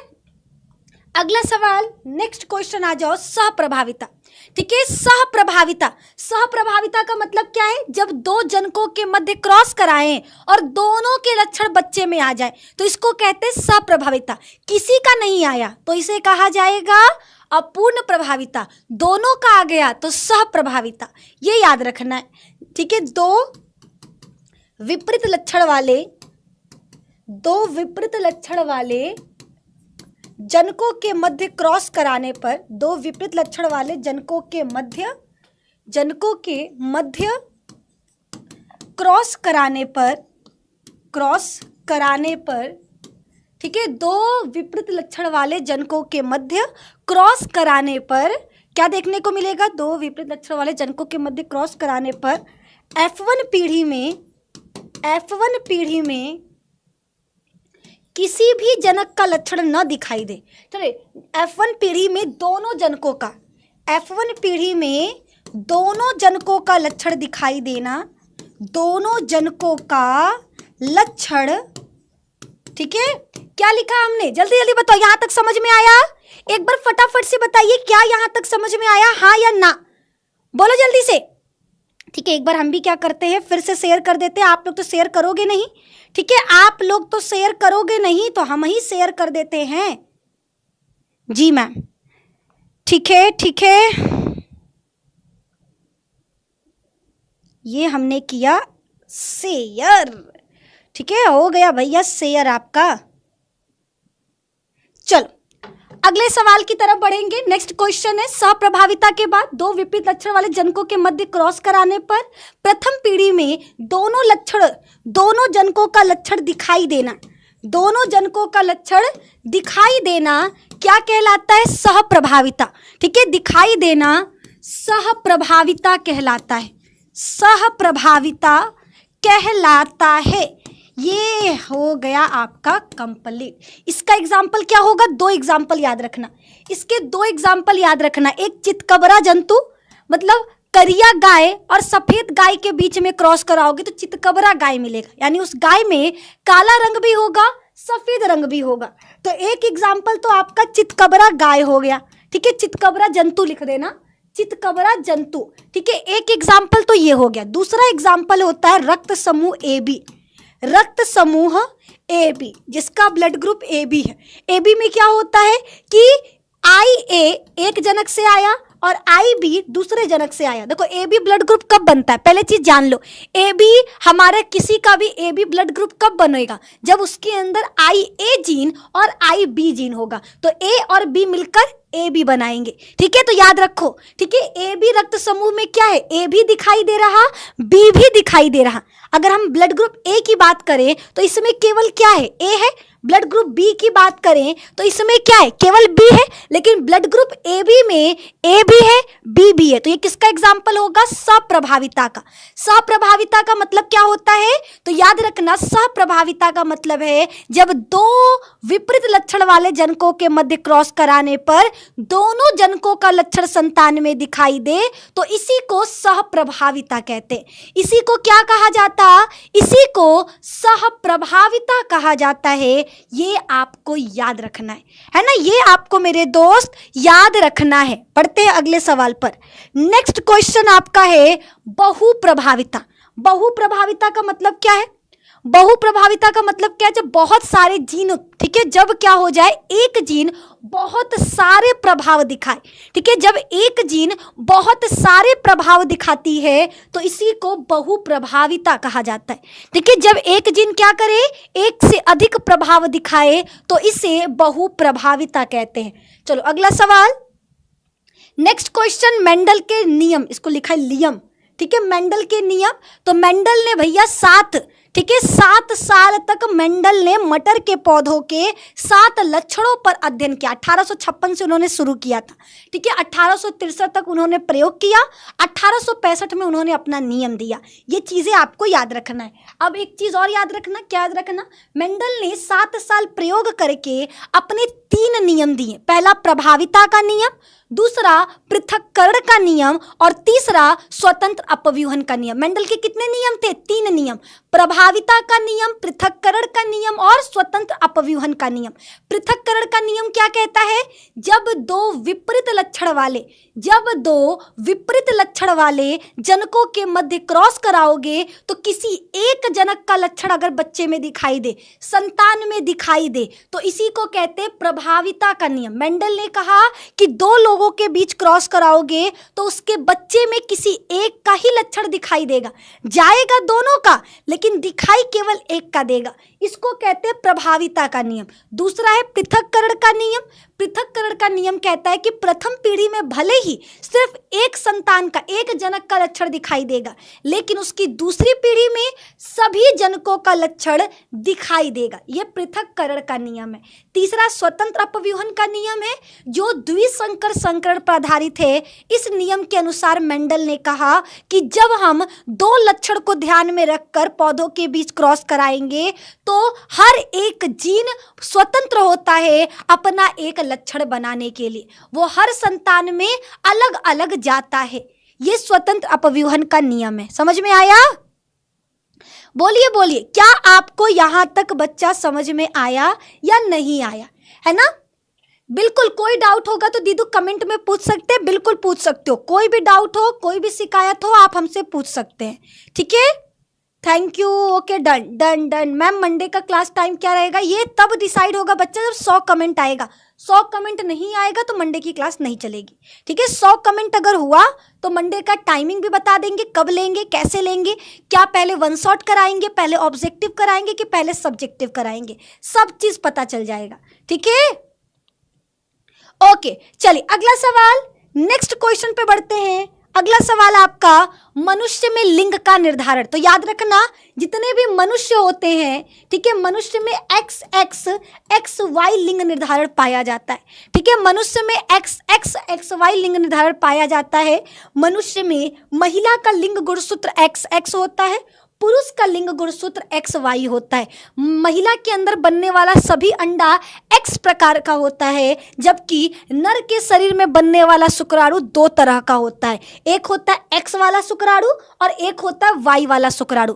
अगर पुरुष का X शुक्राणु महिला के X अंडे से मिलेगा तो लड़की बनेगा, अगर पुरुष का Y शुक्राणु महिला के X अंडे से मिलेगा तो लड़का बनेगा। बस यही चीज आपको अपने शब्दों में लिख देना है कि इंसानों में कैसे लड़का और लड़की का निर्माण होता है। फिर लास्ट में लिखना कि मनुष्य में नर का लिंग गुणसूत्र अलग अलग है, अर्थात विषम जात है, इसीलिए नर का गुणसूत्र, नर का लिंग गुणसूत्र निर्धारित करेगा होने वाला संतान लड़का होगा या लड़की, ठीक है? होने वाला संतान लड़का होगा या लड़की, ये कौन डिसाइड करेगा? जिसका लिंग गुणसूत्र विषम जात होगा, यानी अलग अलग होगा। तो इसमें अलग अलग किसका है? नर का है। तो नर का लिंग गुणसूत्र डिसाइड करेगा कि संतान लड़की होगी या लड़का होगा। ये सभी को याद रखना है ना? ये सभी को मेरे दोस्त याद रखना है। बढ़ते हैं अगले सवाल पर। नेक्स्ट क्वेश्चन आपका क्या है? मधुमक्खी में लिंग का निर्धारण। तो देखो, मधुमक्खी में हैप्लॉइड, डिप्लॉइड, अगुणित, द्विगुणित पाया जाता है। मधुमक्खी में हैप्लॉइड, डिप्लॉइड लिंग निर्धारण पाया जाता है। अब यह हैप्लॉइड डिप्लॉइड क्या है? तो मनुष्य में जो नर होता है वो अगुणित होता है, जबकि जो मादा होती है वो द्विगुणित होती है, ठीक है? ये आपको याद रखना है, ठीक है? नर के शरीर में जितना भी शुक्राणु बनेगा वो अगुणित होगा, मादा के शरीर में आपका अंडा कैसा है? अगुणित, अगुणित, ठीक है? तो जब अगुणित और अगुणित मिलेंगे तो आपका क्या हो जाएगा? द्विगुणित, और द्विगुणित का मतलब मादा, ठीक है? द्विगुणित का मतलब मादा। अब ये बच गया, ठीक है? ये वाला अंडा बच गया जिसका निषेचन नहीं हुआ। तो जो अंडा बच जाता है वो बिना निषेचन के ही नर में बदल जाएगा, ठीक है? तो इसी को कहते हैं अनिषेक जनन। बिना निषेचन के जीव का बनना अनिषेक जनन कहलाता है। और मधुमक्खी में नर मधुमक्खी का निर्माण बिना निषेचन के हो जाता है, ठीक है? बिना निषेचन के हो जाएगा। नर में केवल 16 गुणसूत्र होगा, मादा में 32 गुणसूत्र होता है।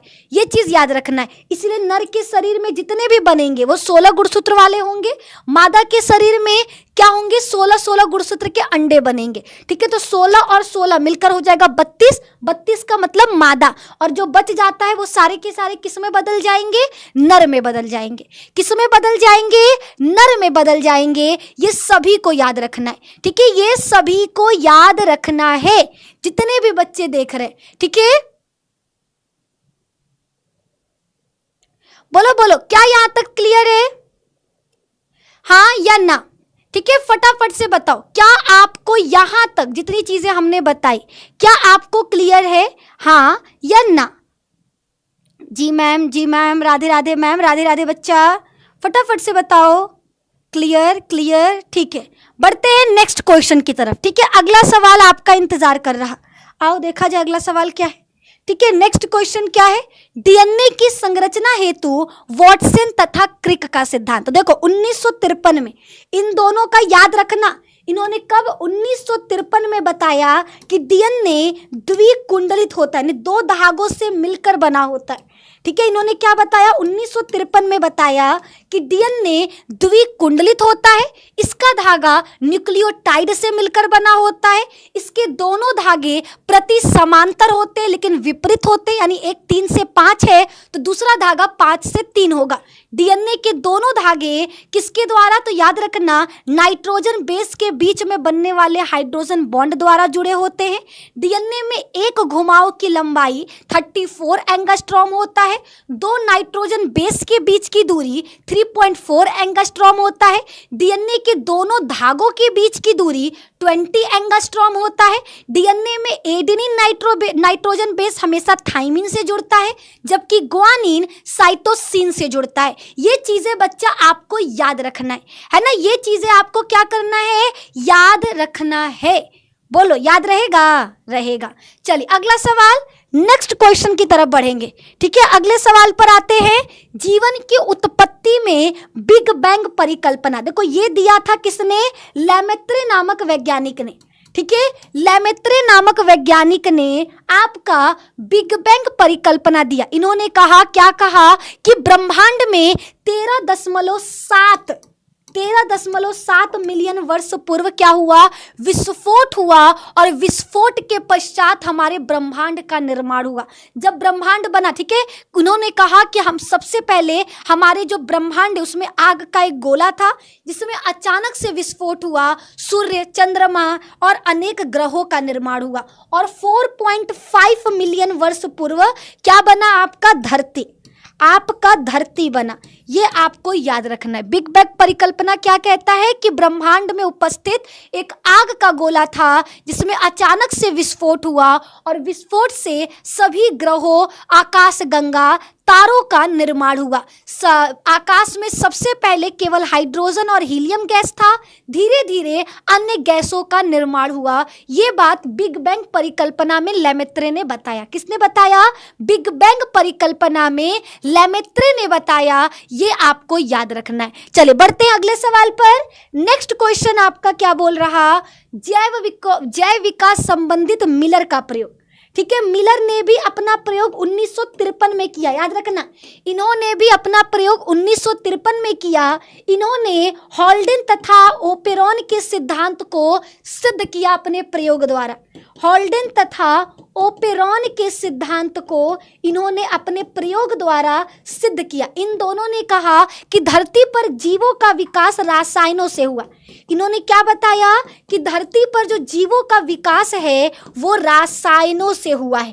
किससे, रसायन से हुआ है। इसके लिए इन्होंने लैब में पहले की पृथ्वी के समान वातावरण तैयार किया। उन्होंने 3 गैसेस लिए, कौन सी, तो मीथेन, अमोनिया और हाइड्रोजन गैस। इसको एक फ्लास्क में बंद कर दिया, उस फ्लास्क में इलेक्ट्रोड लगा दिया ताकि बिजली कड़के, और इन्होंने क्या किया, एक पानी में, ठीक है, एक फ्लास्क में पानी भरकर उसको गर्म किया ताकि उसका जलवाष्प उस दूसरे फ्लास्क तक आ सके। उन्होंने 1 हफ्ते तक प्रयोग किया। 1 हफ्ते के बाद उनको मिला कि मिलर के प्रयोग में सिद्ध हुआ कि सच में होल्डेन और ओपेरॉन ने सच कहा।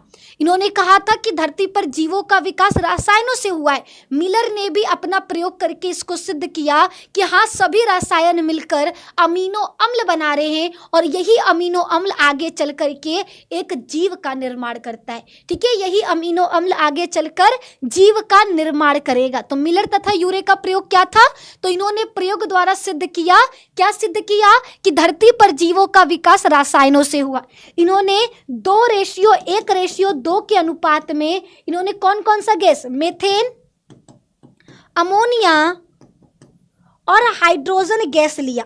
ठीक है, 2 फ्लास्क लिया, एक फ्लास्क में इन तीनों गैस को भर दिया और दूसरे फ्लास्क में पानी, और पानी को कहाँ रख दिया, आग के नीचे, ताकि उससे क्या हो सके, भाप निकल सके। और जब भाप इन तीनों से मिलता है तो मिल करके रासायनिक अभिक्रिया करता है जिससे अमीनो अम्लों का और कार्बनिक यौगिकों का निर्माण हुआ, जो आगे चलकर एक नए जीव को बनाएंगे। जो आगे चलकर क्या करेंगे, एक नए जीव को बनाएंगे। ये आपको याद रखना है। चलिए बढ़ते हैं अगले सवाल पर।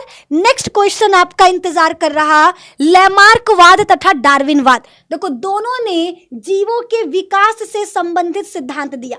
इन दोनों ने बताया कि आखिर धरती पर जीवों का विकास कैसे हुआ, हम बंदर से इंसान कैसे बन गए।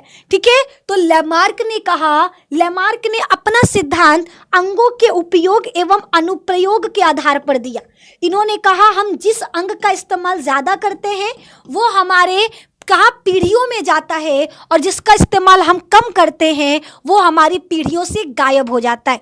वहीं पर डार्विनवाद का सिद्धांत प्राकृतिक वर्ण पर आधारित था। इन्होंने कहा धरती पर वही जीव जीवित रहेगा जो अपने आप को पर्यावरण के साथ अनुकूल कर पाएगा, जो अपने आप को पर्यावरण में रहने के लायक बना पाएगा, वही जीव धरती पर विकास करेगा। डार्विनवाद के बारे में दो चीज याद रखना, इन्होंने कौन से जहाज का इस्तेमाल किया, HM बीगर। इस जहाज पर से ही उन्होंने क्या किया, अपना सिद्धांत दिया। और इन्होंने एक पक्षी के बारे में बताया था जिसका नाम है डार्विन फिंच। क्या नाम है, डार्विन फिंच। ठीक है, कौन से द्वीप पर गए थे, गैलापागोस द्वीप। गैलापागोस द्वीप, इस द्वीप पर इनको एक पंछी मिली जिसका नाम इन्होंने रखा डार्विन फिंच। क्या बोला, ये पंछी अलग अलग जगहों पर अलग अलग तरह की दिखाई दे रही थी।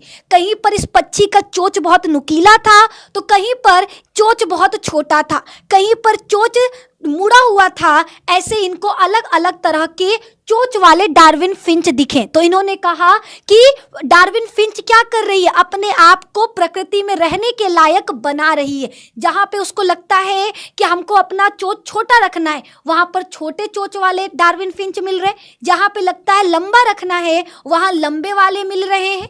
तो ये किसका सिद्धांत था, तो याद रखना डार्विनवाद का था।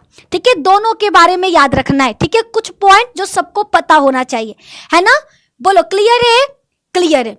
अब बढ़ते हैं अपने अगले सवाल पर। ठीक है, अब हम बढ़ते हैं अपने नेक्स्ट क्वेश्चन पर।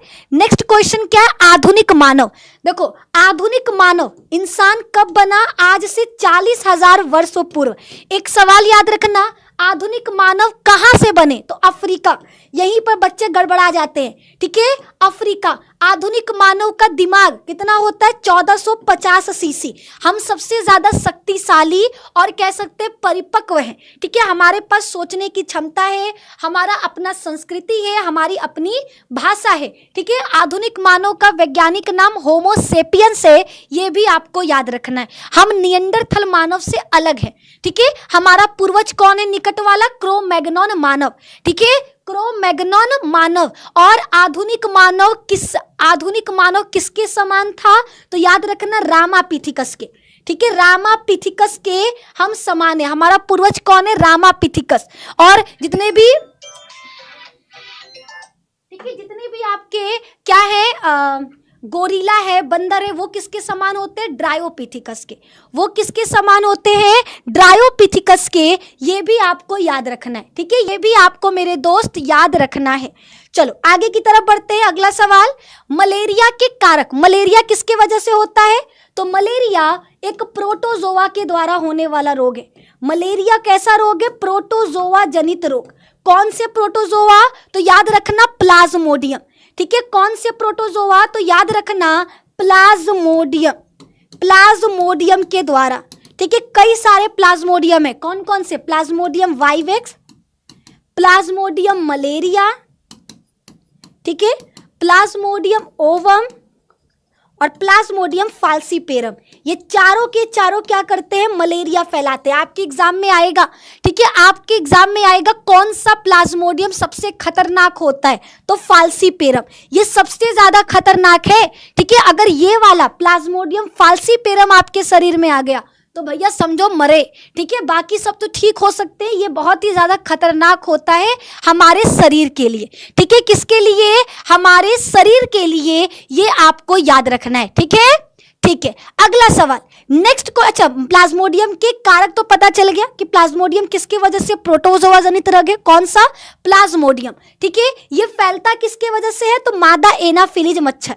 मादा एनाफिलीज मच्छर के लार में हमारा जो प्लाज्मोडियम है वो स्पोरोजोइट अवस्था में होता है।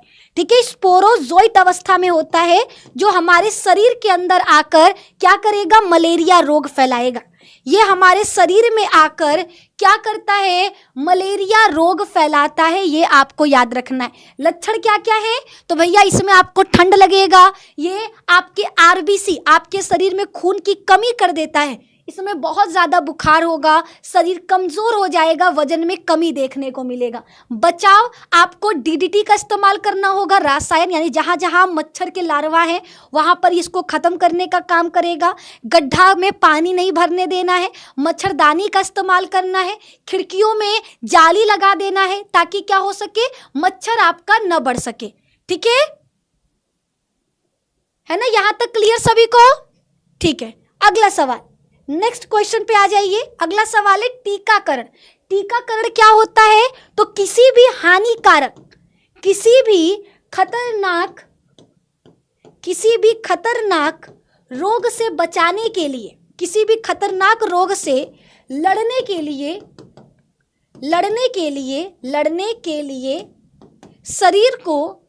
शरीर को तैयार करना। ठीक है, आगे इसमें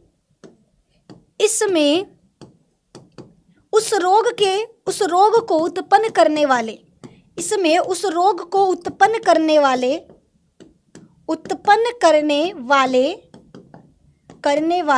रोगाणु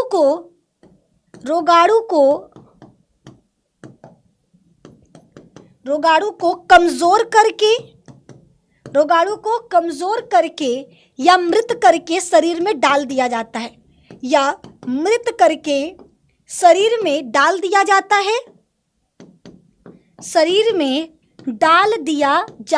ताकि हमारा शरीर उसके खिलाफ क्या कर सके, प्रतिरक्षा तैयार कर सके। डाल दिया जाता है ताकि हमारा शरीर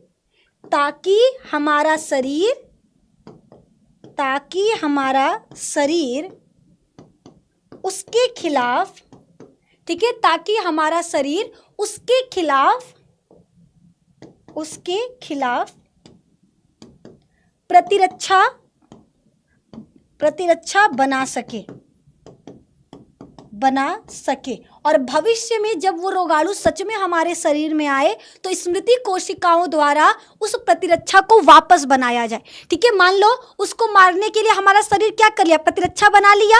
अब उसका याददाश्त इतना तेज है ना, जब दोबारा फिर से आएगा तो उसको याद, अरे 2 दिन पहलुआ तो यह आयल रहला, एक मार ई वाला दवाई देवे तो मर जाए। बस यह तरीके से याद रखना है। टीकाकरण क्या है, इसमें किसी भी हानिकारक रोग से बचाने के लिए शरीर को पहले से तैयार कर दिया जाता है। इसमें क्या करेंगे, उस हानिकारक रोग को फैलाने वाले रोगाणु को मारकर या फिर कमजोर करके शरीर में डाल देते हैं ताकि हमारा शरीर उसके बारे में जान सके, उसके बारे में प्रतिरक्षा तैयार कर सके। और जब वो रोगाणु सच में हमारे शरीर में आएगा तो हमारा शरीर क्या करेगा, फटाफट उसके लिए प्रतिरक्षा बना देगा, उसको मारने के लिए अपने शरीर में रक्षा तंत्र तैयार कर देगा। ठीक है, ये आपको याद रखना है। दीदू मैं 20 स्टूडेंट को बुला कर लाई और मैंने भी अपने घर का 5 आईडी सब्सक्राइब किया। Oh my God, thank you so much, बहुत बहुत धन्यवाद बच्चा। ठीक है, धन्यवाद आपका। ठीक है, देखो यही तो बच्चे हैं जिनके वजह से हम मेहनत करने के लिए तैयार हो जाते हैं। जब हमको लगता है, हिम्मत हारने लगते हैं ना, जब सोचते हैं नहीं छोड़ो, मन नहीं है पढ़ाने का, छोड़ देते हैं, तो जब ये बच्चे आते हैं ना कि मैम हम पढ़ रहे हैं, आपका क्लास हमें अच्छा लगता है, आप पढ़ाओ, फिर कहते हैं चलो 10 बच्चों को नहीं पसंद आ रहा है, 5 को तो पसंद आ रहा है, उन 5 के लिए पढ़ाना है ना। देखो अभी हम क्लास एंड करने का सोच रहे थे, लेकिन जब आप ये लिख दी ना तो मेरा मन है कि जितना आगे का सवाल लाए हैं वो करा कर ही जाए। ठीक है, वो करा कर फिर जाए। Thank you so much. ठीक है, थैंक यू सो मच बच्चा, आपका वो लाइन हमको मोटिवेट कर दिया। ठीक है, चलो आगे की तरफ बढ़ते हैं। अगला सवाल, नेक्स्ट क्वेश्चन की तरफ। क्या है अगला सवाल, प्रतिजैविक औषधि। प्रतिजैविक का मतलब क्या होता है, तो भैया प्रतिजैविक मतलब है जीवाणुओं को मारने वाला जीवाणु। आप वो कहावत सुने हो, कांटा को कांटा काटता है। ठीक है, वो कहावत है ना, जहर को जहर मारता है, उसी को याद रखना है। एक जीवाणु को मारने के लिए भी जीवाणु का इस्तेमाल करना, इसी को प्रतिजैविक यानी एंटीबायोटिक कहते हैं। ठीक है, किसी हानिकारक जीवाणु को मारने के लिए,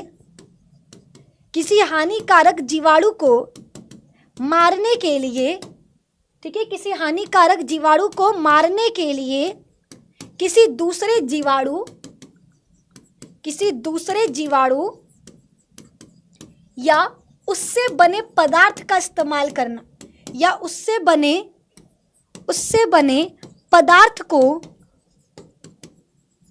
प्रतिजैविक कहते हैं। ठीक है, ये जीवाणु से या जीवाणुओं के अंदर रसायन से बनता है, प्रतिजैविक कहते हैं। ठीक है, सबसे पहला प्रतिजैविक कौन सा है? पेनिसिलिन, ये कई बार आता है। ठीक है, सबसे पहला प्रतिजैविक का नाम क्या है? पेनिसिलिन। ठीक है, जो किससे बनता है? पेनिसिलियम नोटेटम नामक जीवाणु से। ठीक है, पेनिसिलियम नोटेटम कवक है ये, सॉरी, पेनिसिलियम नोटेटम यह आपका एक प्रकार का कवक है, इससे हम तैयार करते हैं पेनिसिलिन। ये किसने बनाया था? तो याद रखना 1928 में अलेक्जेंडर फ्लेमिंग ने। ठीक है, अलेक्जेंडर फ्लेमिंग ने, इन्होंने क्या किया? आपका पेनिसिलिन नामक एक दवा तैयार किया जो हमको क्या करता है? स्टेफिलोकोकस नामक खतरनाक जीवाणु को मारने का काम करता है। ठीक है, तो इसी को प्रतिजैविक कहते हैं। इसी को क्या कहते हैं? प्रतिजैविक कहते हैं। ये आपको याद रखना है। चलो बढ़ते हैं अगले सवाल पर। नेक्स्ट क्वेश्चन है कैंसर रोग। कैंसर का मतलब क्या है? तो जब हमारी शरीर में कोशिकाएं बिना रुके लगातार विभाजन करने लगती हैं तो इसी को कैंसर कोशिकाएं कहते हैं। देखो, हमारी कोशिका हर दिन विभाजित करती है, लेकिन जब कोशिकाएं लगातार बिना रुके विभाजन करने लगती हैं तो मांस का गुच्छा बना लेती हैं, उसी को कैंसर कहते हैं। कैंसर दो प्रकार का होता है, सुदम और दुर्दम। सुदम का मतलब होता है कि कैंसर की कोशिकाएं जो फैलती नहीं है। अगर आपको यहाँ कैंसर है तो यहाँ का यही रह गया तो इसको कहते हैं सुदम। और दुर्दम का मतलब होता है वो कैंसर जो एक शरीर से दूसरे शरीर के अंग में फैलता है और दूसरे अंग को भी क्या करता है? हाँ, नुकसान पहुंचाता है, उसको भी कैंसर ग्रसित कर देता है, उसको हम दुर्दम कहते हैं। आपके एग्जाम में आएगा मेटास्टेसिस। ठीक है, मेटास्टेसिस कई बार आया है। मेटास्टेसिस का मतलब होता है कैंसर की कोशिकाओं का एक अंग से दूसरे अंग में जाना। ठीक है, कैंसर की कोशिकाओं का एक अंग से दूसरे अंग तक जाना और उस अंग को भी नुकसान पहुंचाना मेटास्टेसिस कहलाता है। ये चीज याद रखना। कैंसर क्या है? कोशिकाओं का अनियंत्रित विभाजन। कोशिकाओं का अनियंत्रित विभाजन। ठीक है, इसी को हम क्या कहते हैं? तो याद रखना कैंसर कहते हैं। कैंसर दो प्रकार का होता है, सुदम और दुर्दम, ये भी आपको याद रखना है। ठीक है, कैंसर के लक्षण क्या है? तो कोशिकाएं अनियंत्रित विभाजन करने लगेंगी, मांस का गुच्छा बनने लगेगा।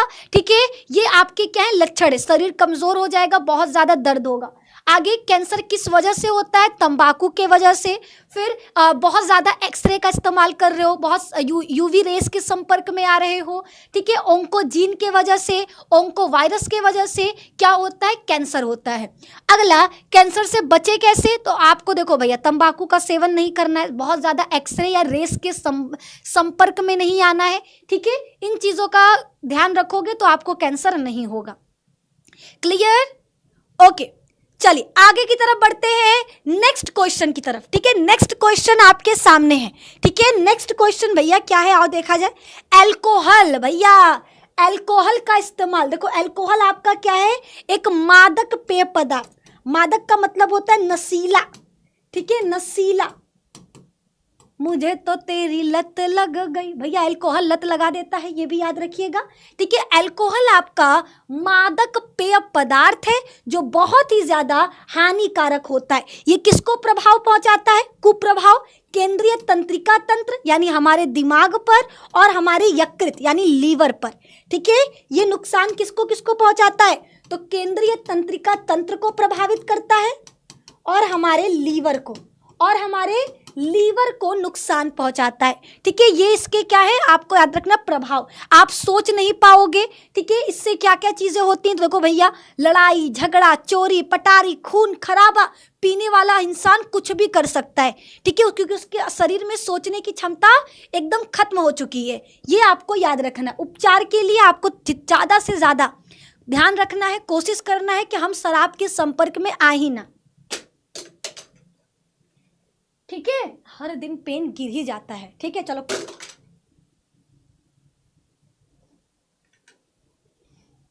अब बेटा अगर तुम गिरे ना तो मारेंगे झन से, गिरोगे धम से। चलो आगे की तरफ बढ़ते हैं। अगला सवाल, नेक्स्ट क्वेश्चन आपका इंतजार कर रहा है। ठीक है, अगला सवाल क्या है भैया?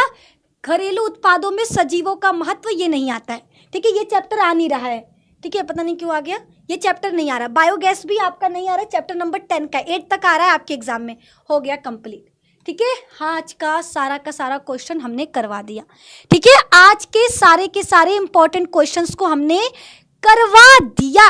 बाकी कल की क्लास में सभी लोग तैयार रहेंगे, कल सुबह 7 बजे आशीर्वाद क्लास है, हर बच्चा आएगा जरूर, वादा करो, ठीक है, वादा करो कल आना है, कल सुबह 7 बजे का क्लास देखकर फिर जाना, वादा करते हैं 7 बजे वाला क्लास आपके एग्जाम के लिए बहुत इंपॉर्टेंट साबित होगा, ठीक है, आपके लिए बहुत बहुत बहुत ज्यादा इंपॉर्टेंट होने वाला है कल सुबह 7 बजे का क्लास, ठीक है, ठीक है। चलो, तो आज के लिए सिर्फ इतना ही, मिलेंगे अब आपसे कल सुबह 7 बजे और शाम को 7 बजे भी क्लास है आपका। बाकी मंडे से देखते हैं स्टार्ट होता है चैप्टर वाइज की नहीं। अगर 100 कमेंट आपका होता है, आप लोगों को मंडे से चैप्टर 1 से चाहिए, तो सभी लोग कमेंट में लिखेंगे। अगर 100 कमेंट आता है तो हम आप लोगों का क्लास स्टार्ट करेंगे, ठीक है, हम आप लोगों का क्लास स्टार्ट करेंगे शुरू से, ठीक है। Okay then, thank you so much. जाने से पहले वीडियो को लाइक कर दो, पहले तो सबसे पहले जो लोग लाइक नहीं किए हैं, ठीक है, देख रहे हैं कौन कौन लाइक नहीं किया है, ठीक है, जो लोग लाइक नहीं किए हैं सबसे पहले वीडियो को लाइक करिए, दोस्तों को शेयर करिए और चैनल पर अगर नए हैं तो चैनल को सब्सक्राइब जरूर कर लीजिएगा, ठीक है, चैनल को सब्सक्राइब कर लीजिएगा। मिलेंगे अब आपसे कल सुबह 7 बजे। ख्याल रखो, मस्त रहो, निधि मैम की क्लासेस में आते रहो। Bye bye, take care.